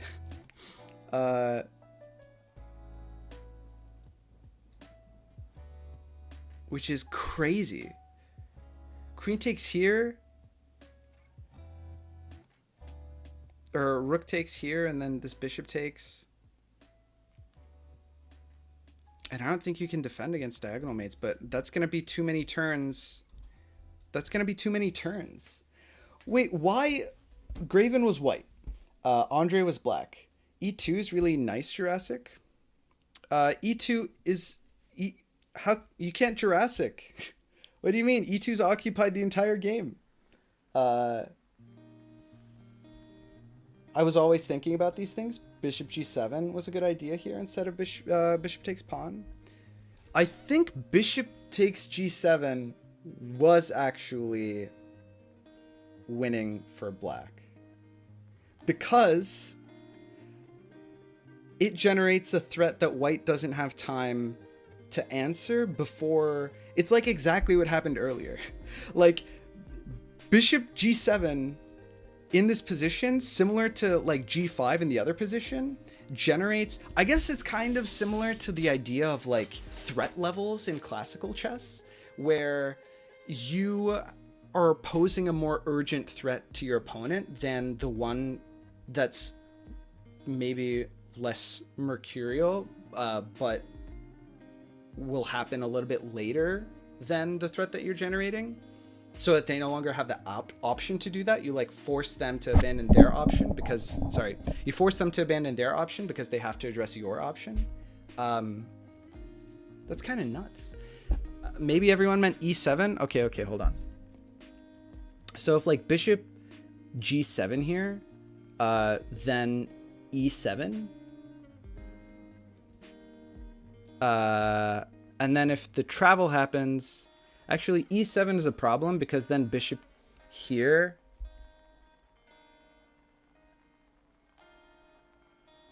E7 is a problem. We're like rook e7 here. Like if you do it immediately, if you don't do it immediately, actually you have one more turn. Sorry, you have one more turn before the bishop takes g2 travel happens. So you actually don't have to do it immediately. You can do it the turn after.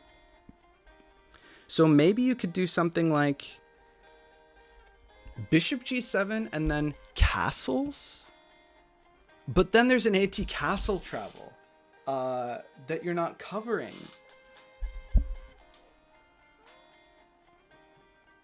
This game is crazy. What is happening? Okay, where could it actually go? Okay, e7 could go back. As long as the bishop's there, and especially the knight on c6, it doesn't seem fantastic. e7, but I mean, you grab a queen, that's always good. So when could you grab the queen? You could grab the queen here. Once your queen is already off the board, which isn't ideal, but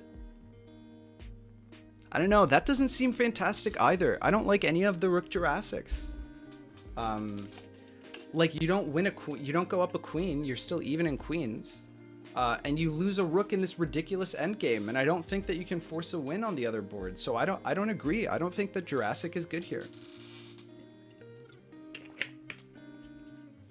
Rook takes queen in the past doesn't work if you give a check. I know it doesn't. I looked at it. It didn't work because I grab it on the board where I just lost my... Yeah, exactly. It doesn't work because he grabs it. If that was like... If he could grab the queen the turn before he lost his own queen or whatever, then that's fantastic. It's better than immediate loss. I mean, it survives. It survives. But yeah, I think bishop g7 actually was the play there. That's crazy. I don't think bishop g7 equals immediate loss. I don't think bishop g7 equals immediate loss. Either.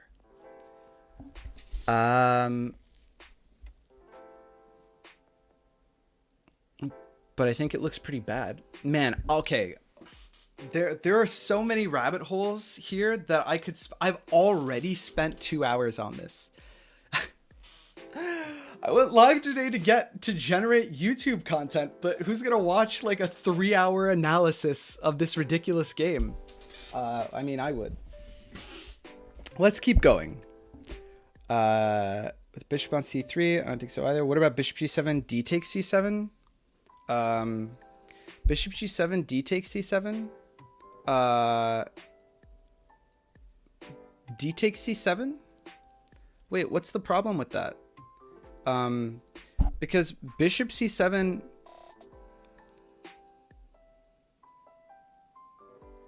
like, okay, bishop g7 bishop g7, d takes c7, and then bishop takes c3 check, and you either move the rook, which is mate, or you move the king, which is mate, or you move the bishop, which doesn't work because the king is still checked. You can't castle, so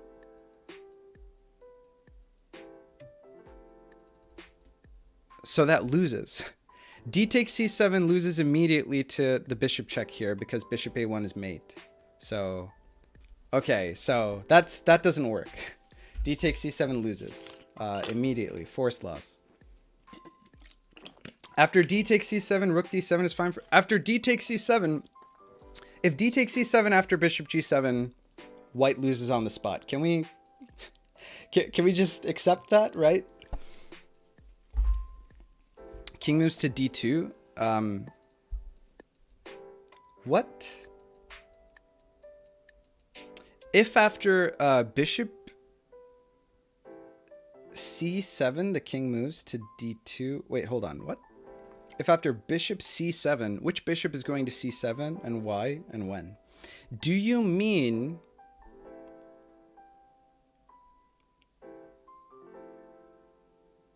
He's saying bishop g7, king d2. Oh, okay. He's saying bishop g7, king d2. Bishop g7, king d2. Bishop g7, king d2 sucks. Because you open the diagonal, right? No, not what I meant. How does it lose on the spot? It loses on the spot because bishop takes and the king doesn't have a good flight square.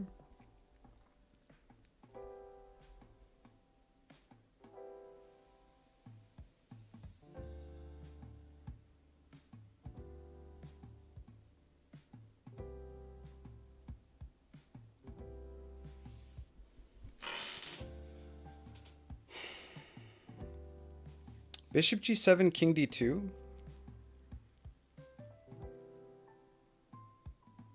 That looks terrible. Why would you do this? So on king d2, what do we think? Rook takes d3. There's nothing on d3. What is happening right now? Hold on. Bishop g7, d takes c7. Okay, if bishop g7... No, okay. So what Sonoy was suggesting was what I thought he was suggesting, and the problem is that it's not a legal move. Sonoy was suggesting if after bishop g7, if d takes c7, then if in response to bishop takes c3 check, you have king d2, the idea is that then the rook covers the back rank, so that mate is no longer allowed. The only problem is that moves the king into check, so that's the problem. Yeah. Oh, bishop takes c3. Okay, so average is just seeing the bishop takes c3 stuff. Doesn't lose on the spot because exile. Nuri, get out. Get out. Okay. All right. Okay. Let's move on. This is so insane. I'm going to be looking at this game for so long after this stream, but we need to get to the end. We're still like halfway into the... Who's this Kieran and how can I learn from them? Kieran is Narik tutor. He's a pro league player. He's a fellow pro league player. So yeah, there's a lot that we can all learn from him. Narik is Kieran backwards, so I've outed you. Sorry Narik. Okay. Yeah, he is the champion of the exile. He's like obsessed with exile. It's just a life skill. I think people need to learn how to exile. Okay. Listen, this game's not over. It goes for many more turns. We are halfway into this. We are halfway into this game. We're halfway into this game. Okay, everyone, no more. I'm cutting us off. We're halfway into this game. Bishop takes d6, bishop takes d6. And after, recaptures with the rook. Rook takes d6. We are now in a 2-rook versus 2-rook endgame. This is fantastic. Okay. Rook endgames are so ridiculously complex in 5D chess. First of all, every single time a king moves, suddenly there's a new square onto which any rook can deliver mate, unless you cover up the tracks of the king with a piece of your own, probably a rook, which is crazy. Every single square on the board is now a potential. You have to remember like every position that the board has ever seen, because now it is possible for you have free reign with the rooks, and you don't have to worry about like prophylactic moves that prevent your opponent from mating your king. So you basically, almost every square is accessible, and so Jurassics, like suddenly the whole world is your oyster, and it's a wide open board of just pawns. So you can get there whenever you want. Like this is insanity. Like rook end games are crazy. Both players have like minutes on the clock, one of them less than. So let's just see what happens. Didn't mean to flip perspective. Okay, after rook takes d6, castles. Activates the rook, gets the king to relative safety. fantastic. Can't disagree here. I mean, normally I would cringe seeing this pawn structure and this happen, but there is nary a bishop to be found on the black side of the board, so it's fine. There's no anti-castle travel. Fantastic. No bishops left. Hell yeah. This looks nice. These pawns are doubled. I mean, if we're evaluating this endgame classically, the 4-on-3 here, I mean, that's kind of going to be a problem for black, or for white, because crucially, you don't have a king to back up your pawns. You don't want to use your king too actively because, you know, otherwise you lose the game. Bishops can come back, true, but no bishop can come back. And like, I guess that there's a world in which you can Jurassic and then bring a rook. No, that doesn't work. Actually, that doesn't work. Because if you create a timeline in order to bring a bishop back, then the next timeline that you create won't be adjacent to this timeline. So you actually can't use a bishop even if you like regained timeline priority. So you can't anti-castle travel here no matter what. Because if you go back, okay, I guess that maybe you could run a pawn down to promote with a queen and then like bring it back to your back rank and then anti-castle travel like that, but you know, unlikely. On the king side, obviously these doubled pawns are a big issue, but I mean, it's kind of spooky to push too many of these pawns on your king side, so I don't know. Let's see what happens. Okay, rook g8. Immediately take the open file. It makes g3 super annoying, or sorry, f3 super annoying. So I get that. It's a pretty solid move. Not too much to be said here. Probably you push g3, right? And then after it takes, you probably recapture with the h pawn. Actually, probably the f pawn, because it opens up your f file that your rook is on. So let's see what happens. Rook g8 happens. Rook fe1 happens. Okay. 5D tic-tacs. Okay, this is a problem. F3 by black loses immediately. I lied, it doesn't. It doesn't lose. This no longer works. Okay, so there's the idea here is actually rook e8 checks the king in the past, and you have a rook defending it. The problem is that after rook takes e8, that e8 square has now been occupied, so it no longer checks the king in the past. So it doesn't mate. It doesn't lose. So doubling the rooks here to attack the e8 square literally doesn't work, because the first rook blocks the second rook. Oh my god, and with no time left, Andrey didn't even notice, apparently. This game is madness. Okay. So f3 here looks like it loses if you're smart, but actually, if you're smart, you're dumb because it doesn't lose. So it's like your brain is so smooth that suddenly it's like, you know, it's so wrinkled that suddenly it's like a sphere again and is back to being smooth. Fucking crazy.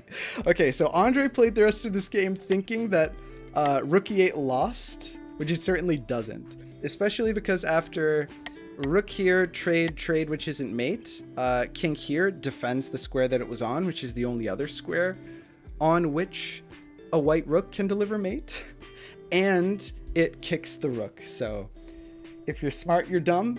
Well, you can be so smart that, you know, you overthink. A sufficient, if your brain is too wrinkled, it becomes smooth again. That's what we learned here in 5D chess. Okay, so doubling the rooks is a fantastic idea, but not because it threatens mate on e8, which is crazy to me. Okay, anyway, so actually this becomes a good move again. So after rook fe1, white responds with rook d8. Okay, so clearly Andrey thought that this was actually mate after the trade. So he doubled up his rooks on the D file, or on the 8th rank rather, so that after here takes, everything is okay. Which is hilarious. Okay, so this actually is super bad. This is really bad for black because you just deactivated your rook, you know, that was going to sort of like get into the fray. You can't double your rooks on the G file anymore and then push this pawn, which is probably what I would have done. So it's kind of crazy. Okay. All right. So what happens here? Rook D, D8. F3 happens, preventing F3 from black, which makes sense. This is the craziest game I've ever seen. Okay. We're still halfway into the game. All right. We're going to blitz out a few of these endgame moves probably. Okay. Okay. So F3 makes sense because you're terrified of F3 from black, right? Keep in mind that it is still possible for a Jurassic Rook to happen, which is crazy. But these, I think that both players probably thought that these two rooks forced these two rooks to stay on the 8th rank, which is ridiculous. If rook takes G2, then F3 check was funny looking. Okay, so here, if rook takes G2, well, rook takes G2 can't happen here because then it's actually mate. So if rook takes G2 happens here on this board, then this is actual mate because there's nothing defending this square, and that's, you know. But on this turn, yeah, so that doesn't quite work. Craziest game he's ever seen. Me remembers 25 timeline queen exile game. Nah, dude. Oh, but rook G2 is check. Yeah, but it's still mate, so it doesn't, like, okay, so rook takes G2, king takes G2, F3 check, king back, takes, and then you can cover. I rescind. It doesn't lose. It doesn't lose. You guys got me. Okay. I'm too deep down the analysis rabbit hole to know how anything works anymore. Okay, so what was being proposed here is rook takes G2 check. So if you recapture, then this pawn is here. So F3 is now check. And if you move the king away, then it wins the rook. So you have to take with the king here. I don't see what the follow-up is after that. Because if something like rook F6 check, then the rook moves away. And you only have one rook as black, and you have to either continue to check, and I don't think there's any forced mate that happens, or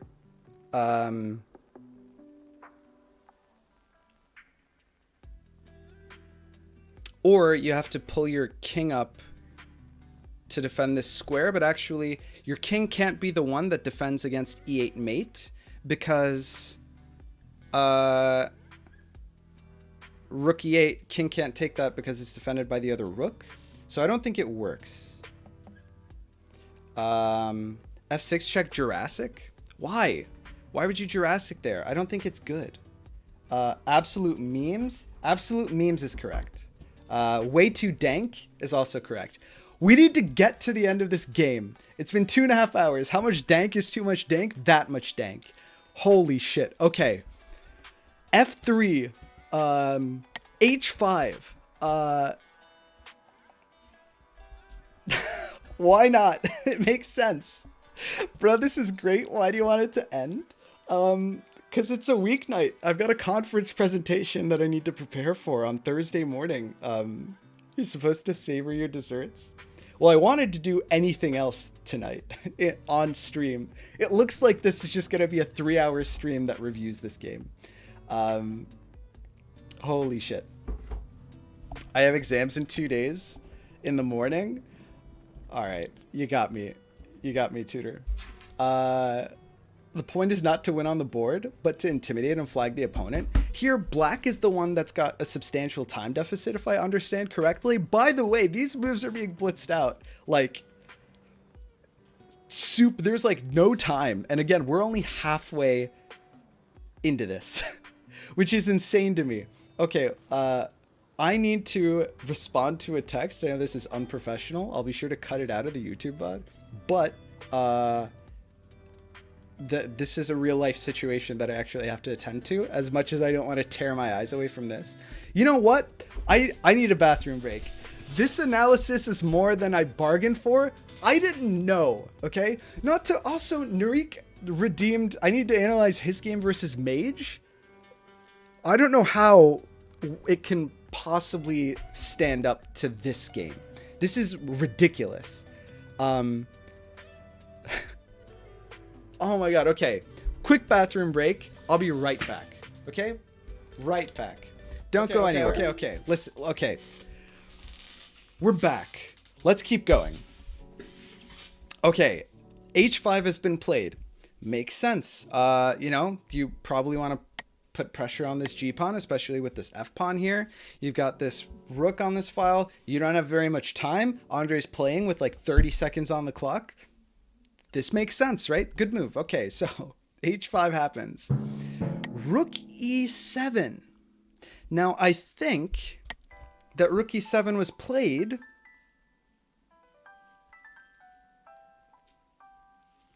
Rook E7 was probably played because Graven was looking for a Jurassic probably onto this square, which isn't fantastic for aforementioned reasons, namely that this is the turn after the white queen has already been taken. It would be to E7 here. So you don't actually go up a queen. It's probably not worth. Do you have forced mate if you have 2 rooks on the 7th rank? Do you have forced mate if you have 2 rooks on the 7th rank? You mean in general?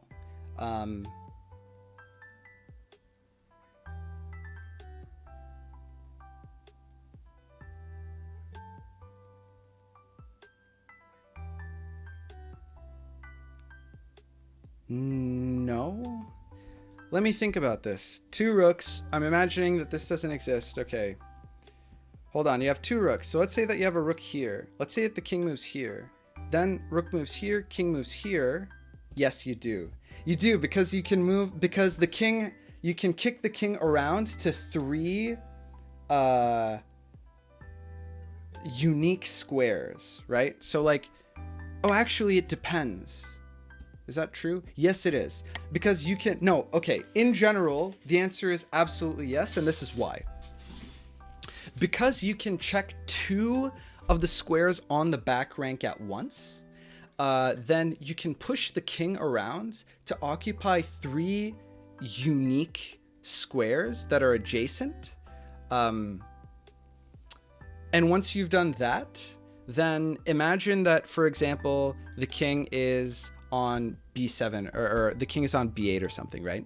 And imagine that you've got rooks on d7 and e7 and no pawns or anything. So you check with 1 rook, the king moves. You check with the other rook, the king moves, and it can't move to the square on the 8th rank that the first rook attacked it on. So after the king moves to the other square, then the first rook mates it in the past immediately. So yeah. Good stuff.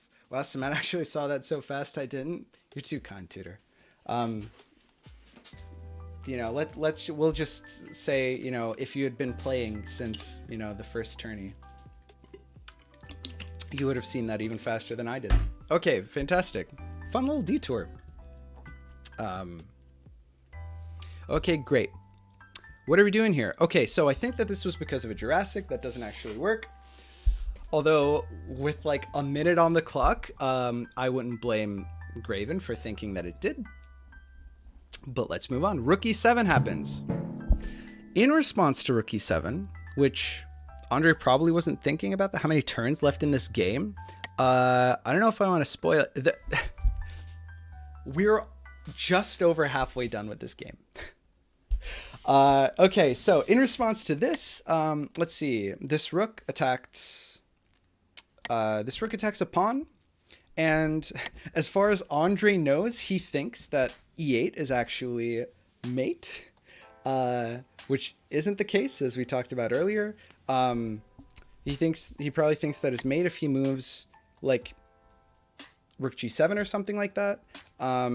So that's not an option. So then by default, the only way that you can defend this pawn is to push it. So f6. Makes sense. Rook 1 e6 happens. You attack the pawn again, so that makes sense. Right? You're trying to gain ground. Probably at this stage, probably as soon as this f6 happened, Graven highlighted this rook, looked at what was available, saw this, realized that it's not so good, saw this, realized that it's not so good, and then decided, actually, I'll just play on board because I don't want to flag. And so rook e6 happened. You ever be in a 5D chess game and be like, damn, I'm down a pawn, I'm going to lose? Well, yes. But it's certainly not common. Okay, rook e6 happens. Rather than just pushing it again to f5, h4 happens, which makes sense. I mean, your opponent's busy winning a pawn and you can't really stop him without completely rendering, from your perspective, your one active rook impotent. Like rook f8 here, and then you don't have any counterplay, right? You're sort of at the mercy of these active rooks. So you push h4, preparing h3, and then you want to get in here. So this makes sense, especially every single move here must be taken with at least a grain of salt, probably more grains of salt than that. But because both players are on like extreme bullet time control situation here, right? At this stage in the game. Wow, you can perpetuate with one rook in this? You're not wrong. Let's not think about that too much. h4. h3 happens. How do you prevent h3? You play h3 first. Fantastic. In response, c5. Pawns. Many pawn moves. What else are you going to do, right? Andrey erroneously believes that both of his rooks are tied to the 8th rank. And so, you push your pawns. You try to break through here on the queen side. That's just what you do. Those are the only pieces you can move. You can't move your king. f5 doesn't buy you anything, so here we go. Also, it would be nice to break through here with like a d4, because if c takes, c takes, or even if c take, I don't know. Okay, if you think that you're gonna lose if rook e8 happens, then probably you're not too worried about it. But you also kind of want to, you want an avenue that provides your own rooks access to the king and indeed like the rest of the board, right? So you want to sort of push through and try to trade off some pawns. But anyway, rook g6. Again, Andrey thinks that rook g6 will lose him the game immediately. That's the problem, Narik. If you, with the perspective, knowing that a single rook is sufficient to defend against rook e8 mate, then you would probably activate your rooks, right? You'd probably play rook g6 here. But that's just how it goes. Okay, so let's see what happens. c5.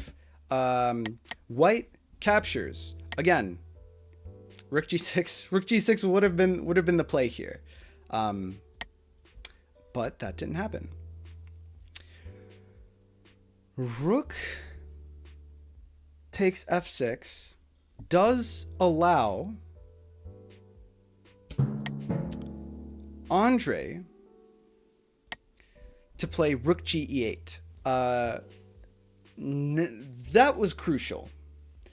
Why was that crucial? Because rook e8 is no longer check on the black king in the past. So that's a big deal. That's a big deal. Now, white is probably happy in this situation trading rooks, given that his pawns are much better coordinated, right? Like, all of these are just going to get gobbled up, and then you push right up the king side.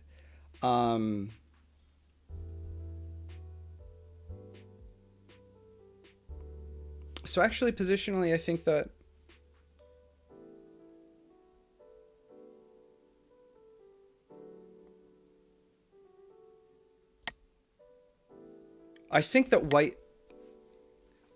a rook trade favors white.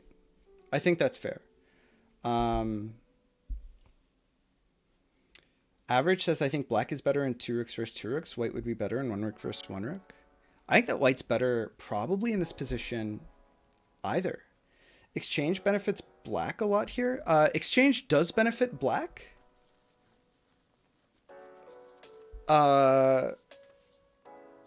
In that they are no longer imprisoned by these 2 rooks that prevent anything from happening. On the flip side,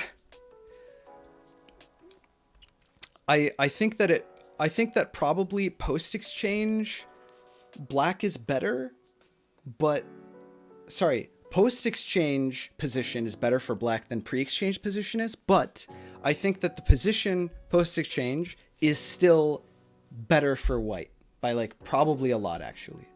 I think people tunnel vision having a battery on g2. It's the only counterplay, or rook e6, rook fe6 to force Andrey to the e-rook, since Andrey still believes 1 rook isn't enough to defend. Well, you don't need to play rook fe6 to force a trade. You could just trade yourself. So there we go. Okay, so does this trade happen? Where are we? Rook g e8. It doesn't. White disagrees that a trade is worth in this position. Even though these rooks are now liberated from the 8th rank, you know, because the rook e8 mate isn't a thing anymore. Rook f7 is what happened. Sorry. Thank you for the correction. I appreciate it. Rook f7 happened. I thought it was rook ef7. Okay. Yeah, no, that would have been awful. Yeah. Because hold on. Average said blundering rook e1 check, but it's not check. But also it's rook ff7, not rook ef7. Because there's a rook there after the castle. So it's not a check. Anyway, if white forced the trade on e8, black gets the e-file, right? Yeah, but I don't think you're super worried about that. Because king activity is like super sketchy anyway. And if you trade, yeah, black gets the file. But, well, A, there's no check on e1, like we just said. And B, there's like no way that you defend these pawns as black. And just imagine this board, but with these pawns gone and with a rook still on the board for white, right? So yeah. Okay, so chat is catching up. There was a rook on e1, so rook e1 for black is not check. Okay, so what is the idea here? You didn't want to trade. You wanted black to come to you. I guess what's the difference? If this trade here happens, then takes, then you've got the file still, but you probably wanted to gobble up these pawns, right? And this rook can't get too active over here because you've got some checks. I don't know. Forces trade but keeps file. I don't know that I'd want to. Please tell me there's a Jurassic at some point. We'll see. No spoilers. I think you probably want to take these pawns, man. You want to gobble up the pawns, but you want to do it when the enemy rook is not on the file? Yeah, but if you gobble up these pawns at any point in time, then the enemy rook just takes the file back, so I don't get it. Forces the trade because of the threat of rook c7. No, it definitely forces the trade, but you know what else forces the trade? Taking the rook. Doing the trade. Yeah, so you get a move, a tempo? Maybe. Maybe. You also give white, or rather you also give black the option of not trading.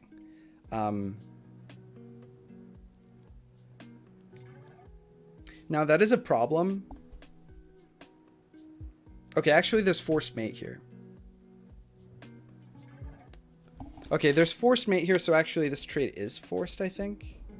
Because if rook 6 c7 here, king here, and then rook here, and then king here, and then rook here is mate. So if rook here happens instead, sorry, if king here happens instead, so rook c7 check, king b7, rook takes b7 check, king a8, rook takes, sorry, rook takes a7 check, king b8, rook takes b7 check, king c8, and then rook a8 is mate.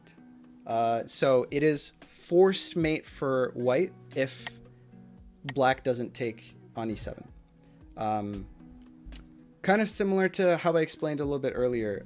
Tudor's question was actually relevant. 2 rooks on the 7th rank is forced mate. Not trading threatens mate, which needs to be addressed. Yeah, that wasn't trivial to find, but I mean, you know, when you're super low on time. But I think as black, you want some space anyway, so you do the trade. Anyway, okay. So, does this happen? Yes. Rook takes e7 happens. Rook takes e7 happens. So this has happened. White has the file. Now it's black's move. What does black do here? Black does d4. You want to get you're no longer worried about moving this rook because rook e8 isn't mate, because you have occupied e8 with a rook of your own. So how do you get this rook active? You open its eyes. How do you open its eyes? You try to break through. You try to break through on the d file, right? d4. d4 happens. Okay, so c takes d4. C takes d4. Obviously, you don't want a connected passed pawn. I mean, look, if you don't take this pawn here, if you push here, there's a rook backing this pawn. That's just bad, like in classical, right? Then there's nothing stopping them from pushing this. And so suddenly this rook is on stop the pawn duty. You don't want that, so you just take. And then retakes. And is this situation better for white, you know, regarding this pawn? Questionable, probably.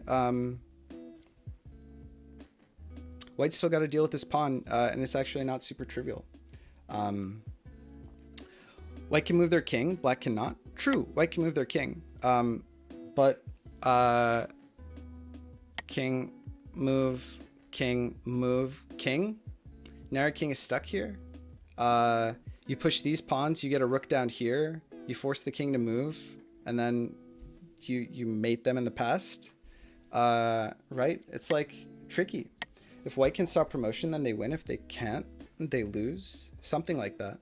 Black is paralyzed. I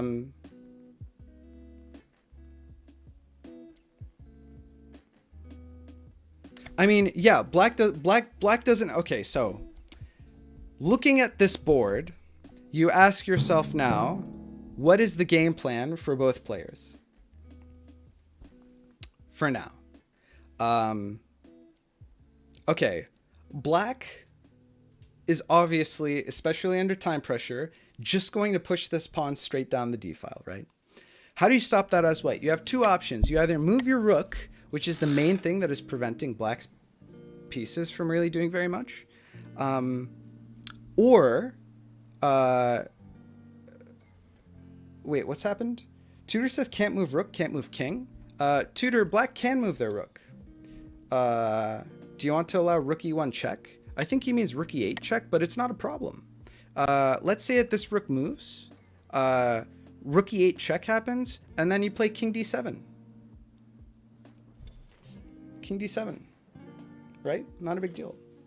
Rook e8 check has a nasty time travel. Let's see.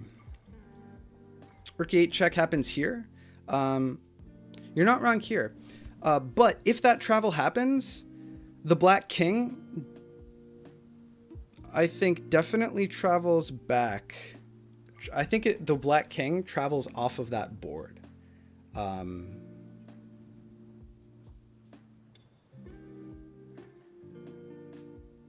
Right? Oh, sorry, it's the white turn. Rook takes here.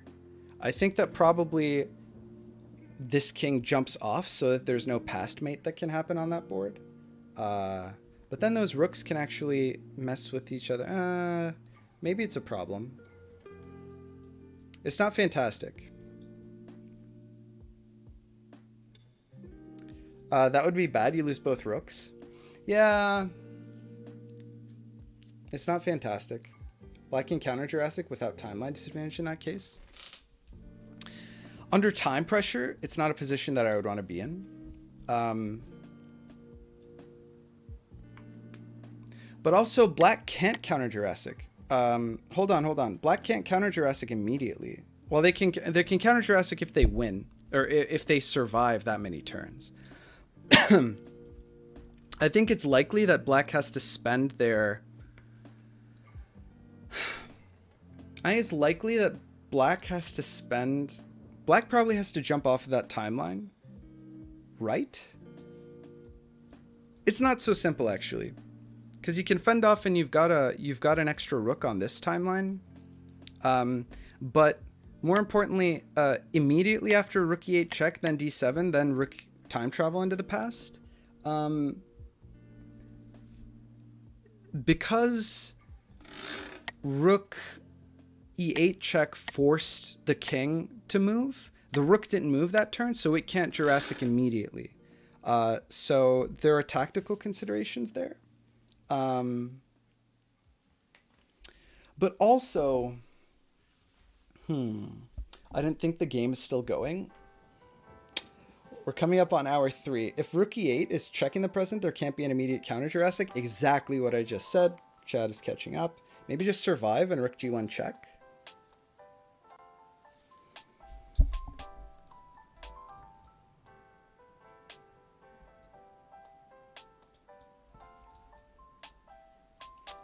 Unclear. I think that travel, 3-hour analysis YouTube video incoming. This has backfired so badly, this stream. Okay, we're in it now. It's too late. That is if he rook e8 check after rook takes g2. Oh, that's true. Wait, rook e8 check after rook takes g2.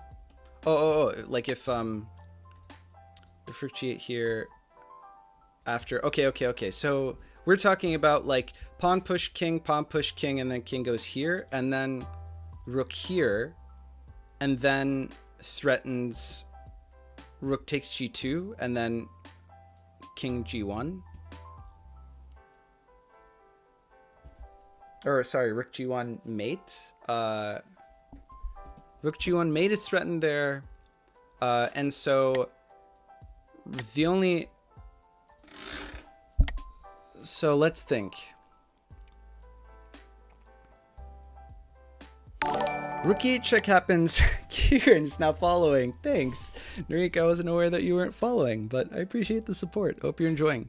Okay, so the rook has to move off of the 8th rank to allow rook e8 check from white, right? And so we're saying that the line is basically like king out, pawn up, king out, pawn up, king over, and then rook g8, this rook does something, and then rook takes g2, threatening rook takes g1 mate, and then rook e8 check, and then time travel, but then it's like mate in one for black, which is dangerous. The plan is just survive. Oops.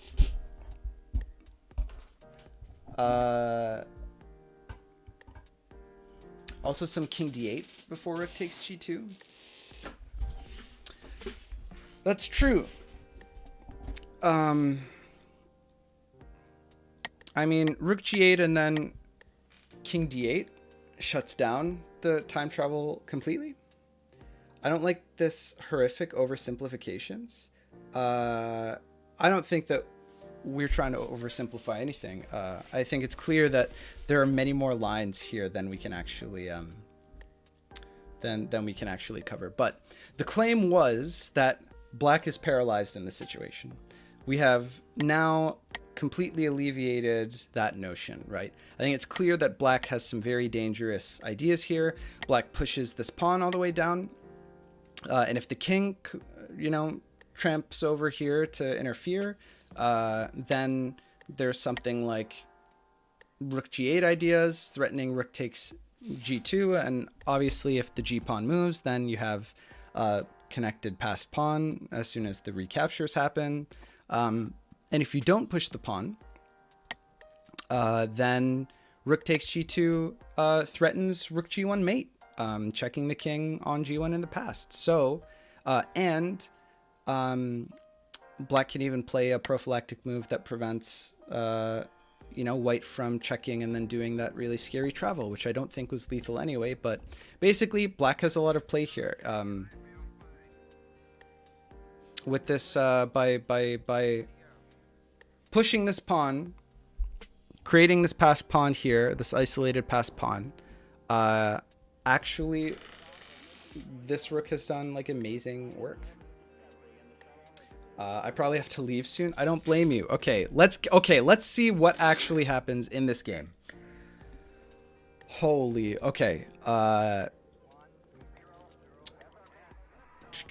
What happened? C takes d4, C takes d4 happened. Rook e1, rather than walking the king over, you know, sort of enabling these g-file shenanigans. Graven here plays a humble rook e1. Suddenly, you know, there are two rooks on either side of this pawn. This is better than the king over here because in the event that a rook moves off of this file, then the other rook recaptures without fear of opening up some crazy checking lines that can either result in a perpetual if it was the king that was trying to recapture, or, you know, some like potential mating squares for the other colors. So defending with the rook, you know, you're investing the only active resource that you have in the form of this rook, but it's safer. So there's always that. Not to mention that if you push the g-pawn through yourself, then... Okay, in this position, that's definitely bad. Is it? Unclear. Defending with the rook, I like it. Black can now just push the pawn to d2 and force the rook to stay behind it while they walk their king up.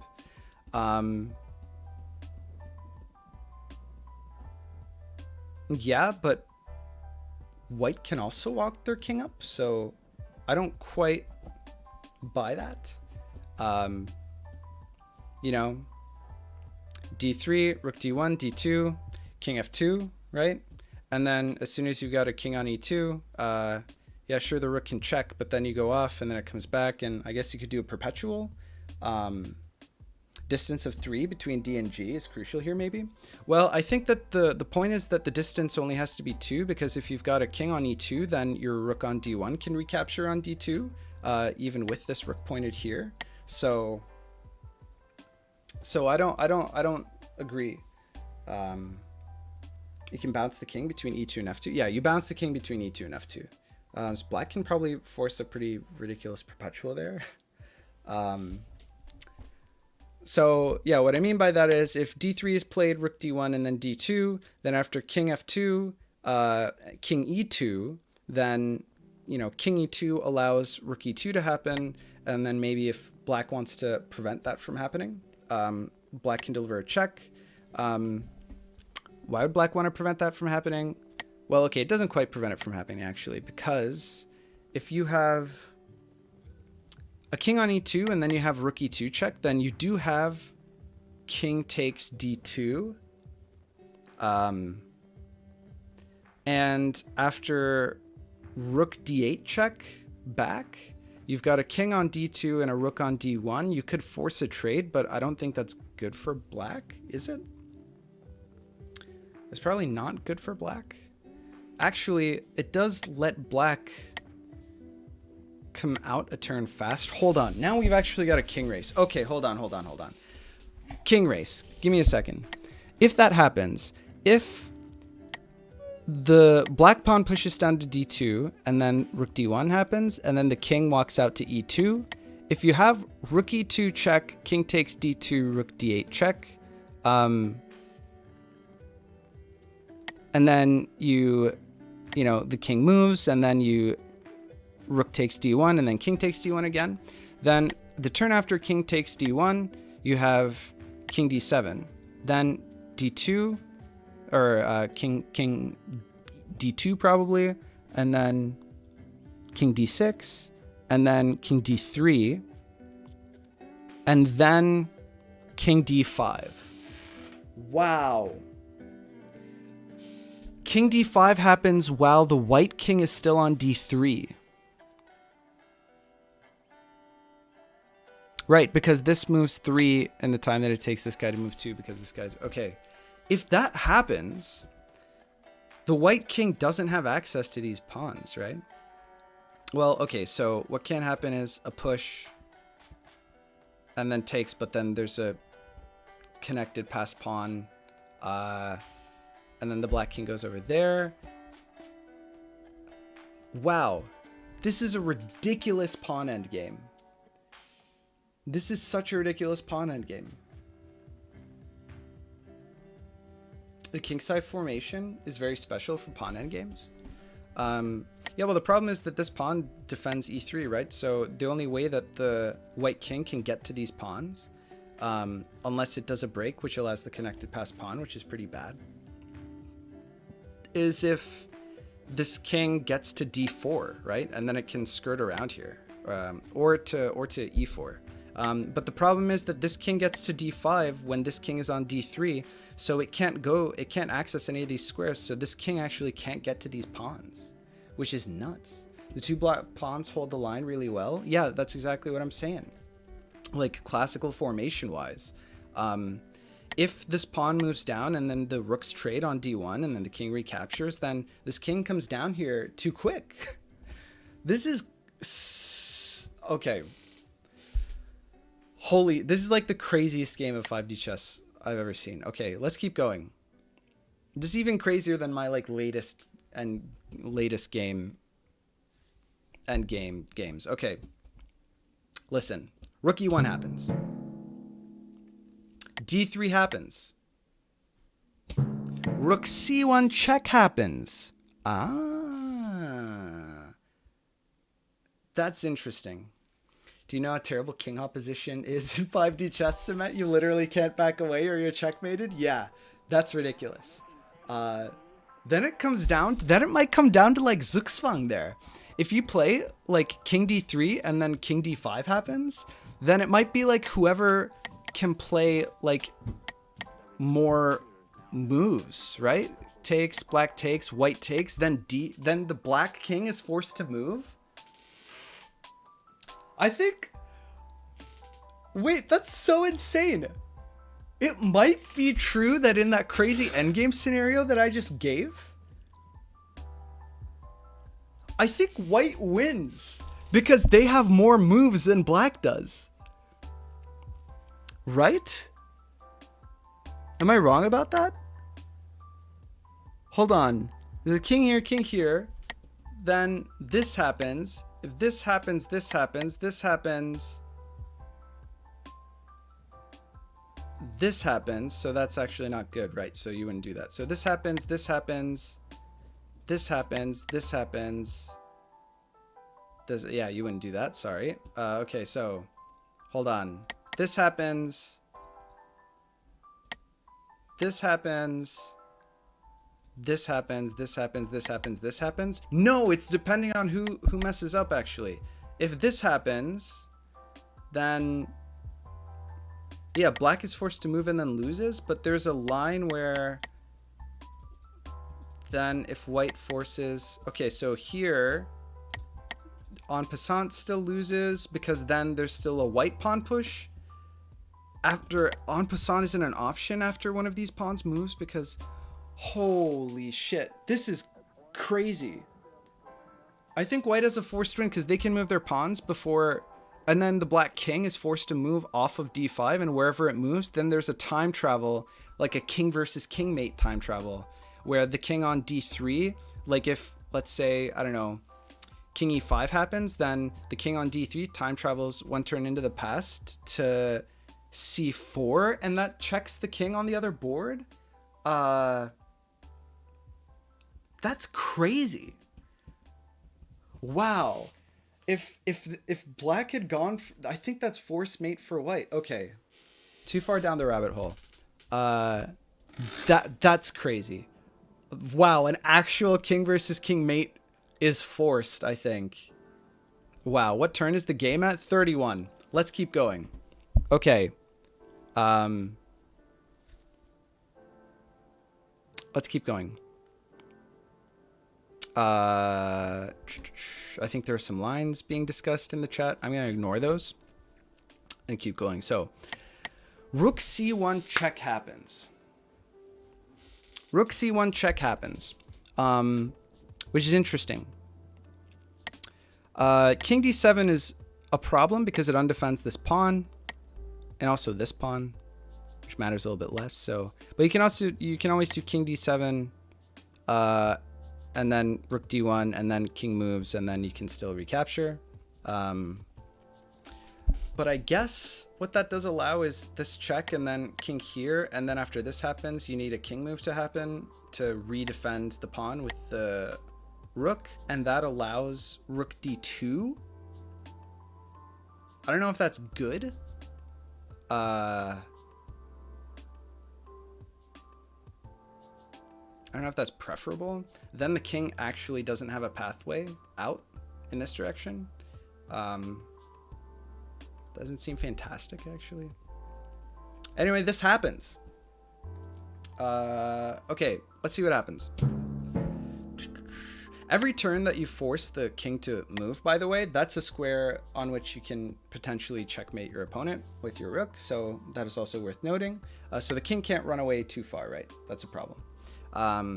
Everywhere that the king goes, you know, that is something that you must either cover with and occupy with a piece of yourself, of your own, in order to prevent there from being a rook made into the past, or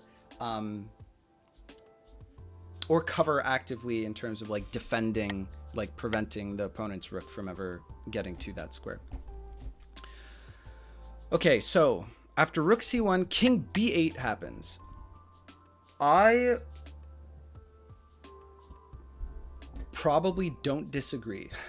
I think that it's really spooky to let the king sort of walk in any other direction. There are also like perpetuals that can probably force the king to walk away further than it would like. Like if king d7 happens and then rook d1 happens, then you know, you kind of have to move the king so this rook sees this pawn again. So you either bring it to the same place, in which case the white player can make this check happen again, or the king moves in the other direction, which is actually terrifying because suddenly you're opening up mating squares for white where the king doesn't have access to actually covering those squares. So that's a problem. Okay. I agree with king b8 here, I think, but under time pressure, I think that it's I think that it's probably the most sensible move. Otherwise, white basically has like a perpetual here. So anyway, this happens. Andrey says, hilarious news, if that double check on e8 isn't mate.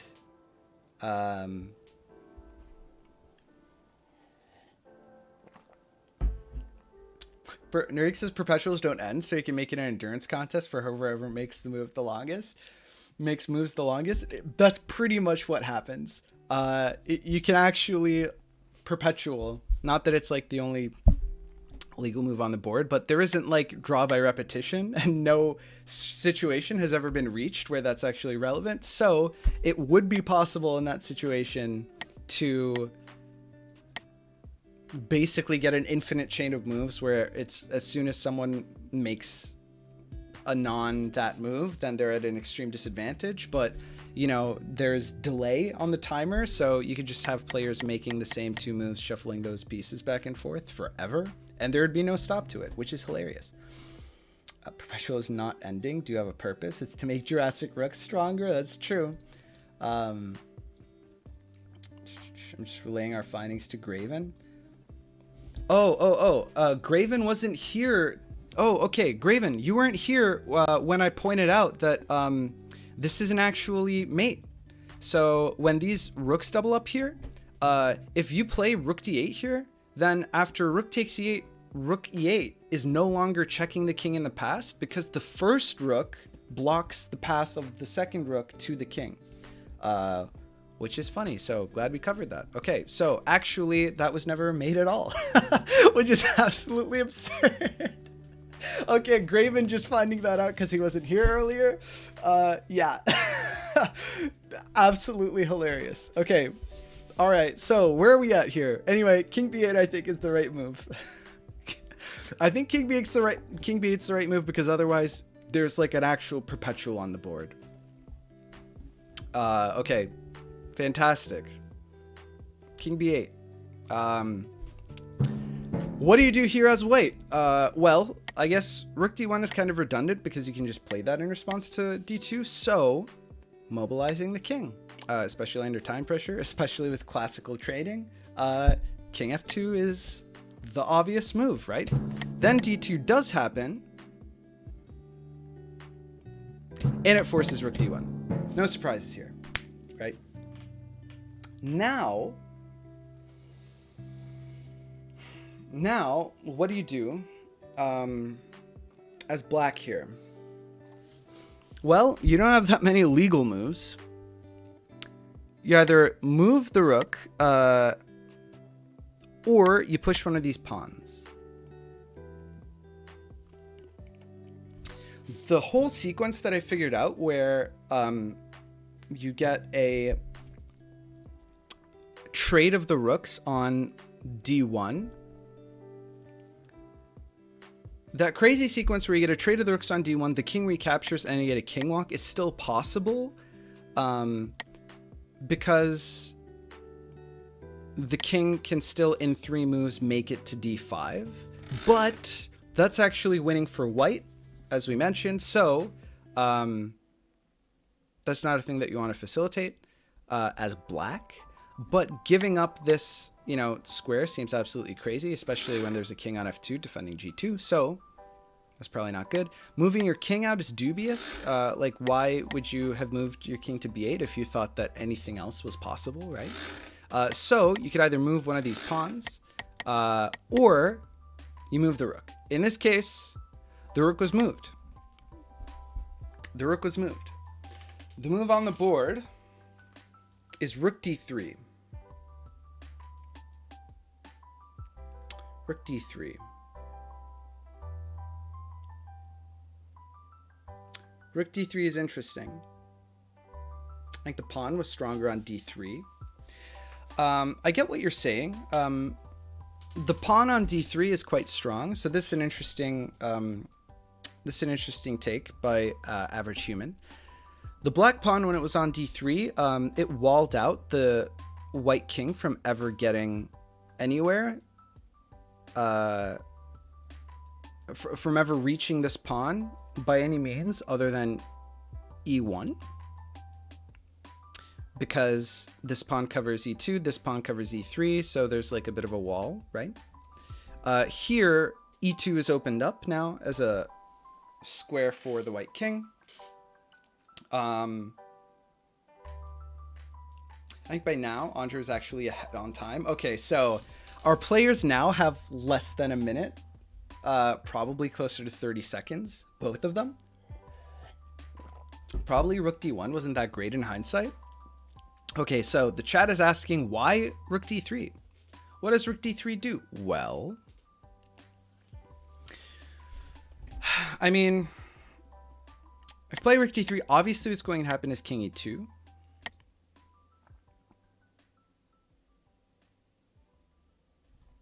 That's a bit of a problem now.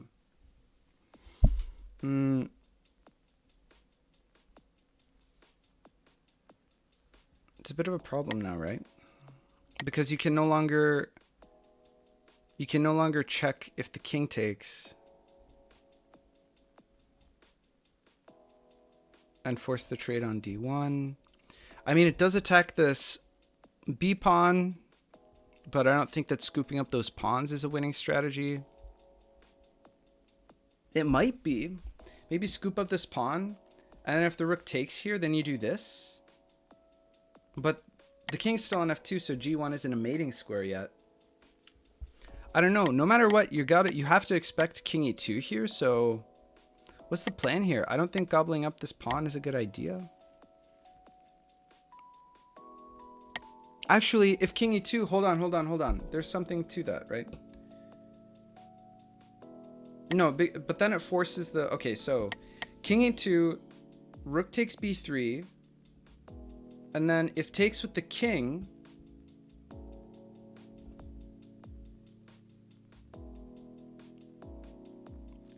Oh, if takes with the king, then you skewer the king and take this pawn.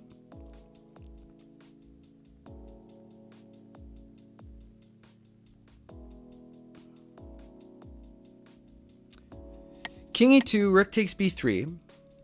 Okay, if takes with the rook, you have rook b1. And actually, it's a problem because the king's on e2 now and it's not covering g1. So if you have rook takes b3, rook takes d2, then you have rook b1, and then I guess king f2 is forced. To here, rook takes. King f2 is forced and you don't actually have a follow-up as black. So this doesn't work. I was thinking, you know, maybe you sort of force these squares off. Okay, so if white... So, okay. King e2, rook takes b3. It seems like rook takes d2 is just safe, so I don't think that works.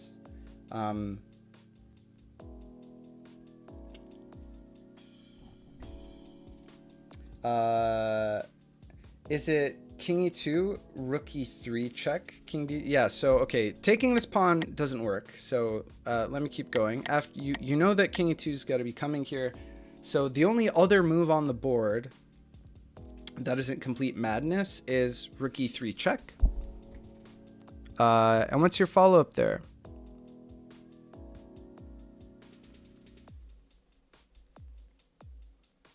Okay, so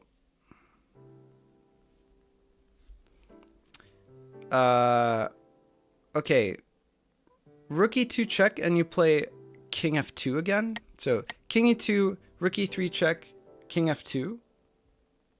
I guess the rook goes back to d3, and then you repeat, right? Something like that. Because yeah, I would hesitate to grab this as black. It seems problematic, but why? Let me think about this. Okay, so probably the situation there is that you skewer the king by taking on b3. Hold on.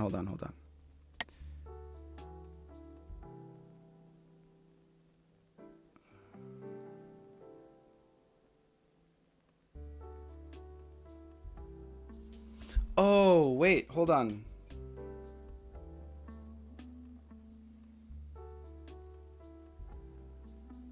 Wait, no, I still don't see it. Hold on. Okay, king e2, rook e3 check. It's like the only other option. Okay, let's just say that king takes d2, right? Then what do? Can't go here or here. So then maybe you take b3. And then king e2 happens. Trying to get back to maybe safety or something. And then rook b2 check happens. And then you have king f1. And then everything is covered. All of the mating squares are covered.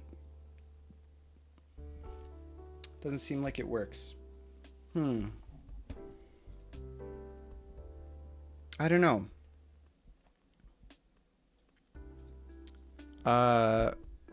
Let's see what happens in the game. So, okay.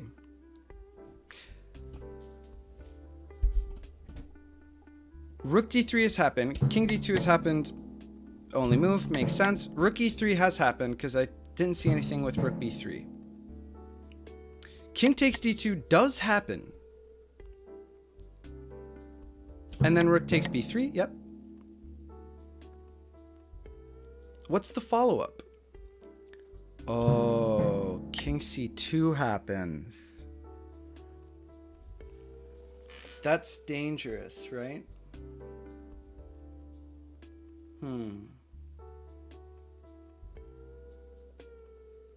In all of my calculations, I was just keeping the king close to where its home squares are.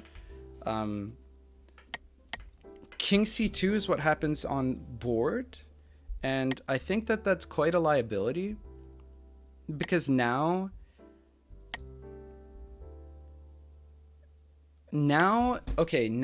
rook a3 would fork rook a2, skewering the king, winning this pawn. Actually, sorry, it wouldn't do that at all. It would, rook a3 would fork forced mate, which is, if you give the king a check here, if you give the king a check, then rook e2 is mate, rook f2 is mate. Forget rook g2. Or you gobble up this other pawn and suddenly you've got two pawns without any opposition. So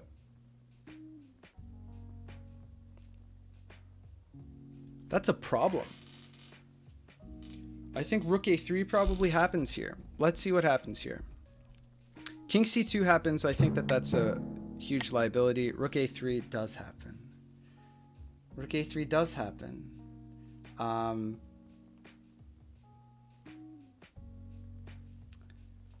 Graven also almost played rook e1.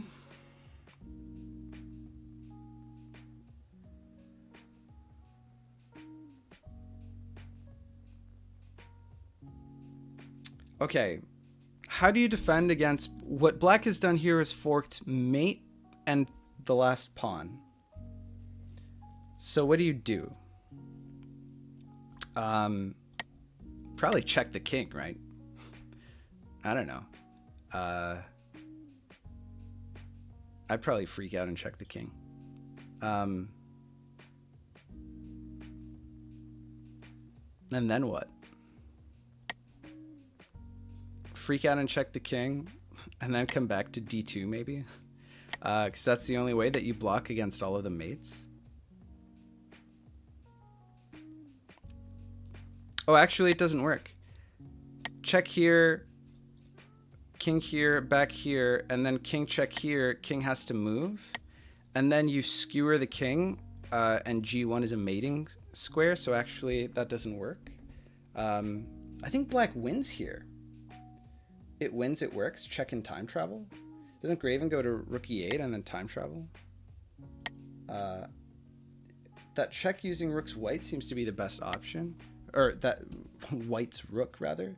Graven had a winning idea. What's the winning idea? Okay, so check here and then here. So rook d8 check, king c7, and then what, you travel on d8? How far back can you go?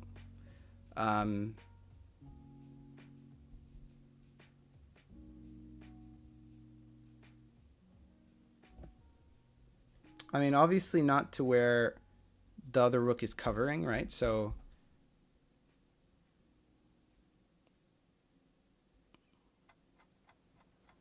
rook goes here. Only legal move is king travel off of that board, right? It wins. Well, the king travels, so it doesn't win on the spot. The king travels. And then there's no history. And then rook b8 on that same board. Very good. After travel, rook b8. You're right. You're right. It does win. It does win. Okay, that's absolutely correct. Wow. Okay. That's crazy. Yeah, I thought I didn't realize that it just didn't click that there was no way to defend the king from anywhere else. Like the board that this king runs away to, that king doesn't have access to this board down here because there's a board in between. So actually, rook d8 check, and then rook takes here. Literal only move. Wait, is it literal only move? It is, because the king had to move here, and so this rook can't travel because it wasn't the last piece to move. That's forced mate. Holy fuck. White has forced mate in this position. That is insane to me. Wow. Okay. Okay. Holy shit. This crushing position where black has like a forced win, they don't. They don't simply because this king is on b8. If this king was on c7, which we thought was the only safe move back when this check happened, this rook here, little did either player realize that this rift that this rook created here between these two pieces, on this move rather, that won white the game. Wow. Okay. Sure. How does this game end? Rook d8 happens. Wow. Okay, king c7, literal only move. Rook e8 happens. No, rook e8 loses on the spot. Oh, no. Oh, no. Oh, no. Graven thought that e8 was still mate. Oh. As we covered earlier in the time scramble, rook e8 was played, cutting off the white rook's path to the king in the past. Oh my god. No. Oh no. Oh no. He submits this move and thinks game over. Andrey has forced mate. It's skewered. This rook skewers f2 mate. Oh my god, that's probably 5 seconds on the clock. It takes Superman to realize all of that. No, it took us 3.5 hours to reach this point in our leisure analysis. Not even, when you're in a game, it's intense focus. You're calculating every possible line at all times. Here we've got a team of people. It took us 3.5 hours to get here. And in game, the players at this stage had like less than 10 seconds on the clock. The crazy thing is we saw most of the ideas the whole time. No, that's evident. That's clear in many of these. Well, besides the fact that you guys thought that the double rook on e8 was mate at any point in time, which it wasn't. But other than that, you saw like all of the ideas, which is insanity. You keep the pressure in mind for so many moves. Oh, absolutely. Absolutely.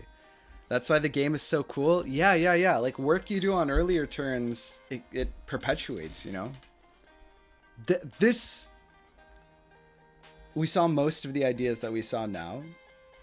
This is easily the craziest game of 5D chess I have ever seen. And not for the, you know, like Sonoy had said earlier, what about that like 25 timeline exiled queen game? That's degenerate. I reject that. This is the craziest like non-degenerate game like single timeline. This was insane. Okay, let's finish us off. So why does this lose on the spot? Well, for one, it doesn't win, right? It gives up. There is a mate in 1 here, or a mate in 2, actually. That white misses by doing this. But it also gives black mate in 2. How does that happen? Rook a2 check is step 1. And after the king moves anywhere, king b3 was played in the game, rook f2 is mate. f2 is occupied by that king, and this is how the game ends. Wow. Here we are 3.5 hours later. A simple game. I did not anticipate that this is what Graven and Andrey had in store for us today. Wow. I could spend like an entire 8-hour stream easily pouring back over all of the opportunities in this match. I'm exhausted. Let's remember how this game started. How many turns? 40. Turn 40 is when checkmate was delivered. This game began with 2a4. Let's explore some counter Jurassics. Yeah, all right, guy. This game began with 2a4. There was this wacky anti e6 measure that this knight came to d5 to do. There was an early opening of the e file, which was then covered by the queen, right? Some probing happened into there, which enabled queenside attacking ideas for white. Black thought that they had this fantastic travel attack, right? After taking the knight, which was defending h4. The problem is that they didn't realize that queen g3 was a thing. So they went back. White didn't realize that black had this insane G5 double exclam that defended against white's travel both onto f7 with the queen here and also prevented a time diagonal mate on the e file, which is insanity.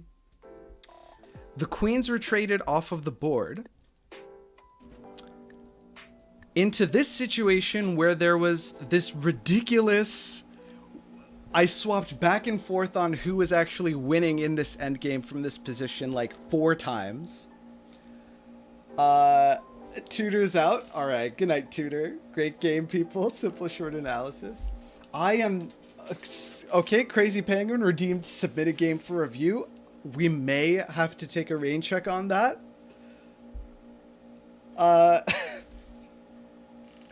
Narik already submitted a game for review before this one. So let's just wrap up here. The conclusion, the summary. It's still unclear to me. I think black wins out of this position, by the way, but the bishops were traded off into this endgame. Both players thought that there was these doubled rooks guaranteed mate on e8 here for white, which was false. But they played it out. A pair of the rooks were traded off of the board. We got this absurd pawn endgame. Suddenly, black is in the lead, but there's this the craziest, simplest... Look at this. This is insane. How here, black is obviously winning, except that in response to rook c1 check, b8 actually lost black the game. The only problem is that after a bunch of maneuvering of these pieces and this insane mate in 2 that black has threatened, the only white... The rook move here that delivers check actually wins white the game, except the winning move after that was a simple travel onto d8, where it seems like actually a king hopping off of that board would be sufficient to defend, but no, because then rook b8 here actually wins the game for white, but not realizing that the e8 square at one point in the midst of this rook sacrifice situation, this rook trade, was covered by one of black's rooks, thought that rook e8 was made, and it wasn't. Black, of course, was ready with this insane king skewer onto the mating square on f2, and this is how the game ended. With single timeline, this is the craziest game of 5D chess that I've ever seen. And it's been 3.5 hours. And I don't even think that I'm close to exploring all of the lines and all of the ideas and all of the positional advantage for both players, all of the prospects, all of the counter travels, the Jurassics, that at any point in time, there's a long stretch here where every square on the board was accessible to both players. So any of what happened before that, which was ridiculous positions, may I remind you, was accessible. This is insane. This is a crazy game, and I am exhausted.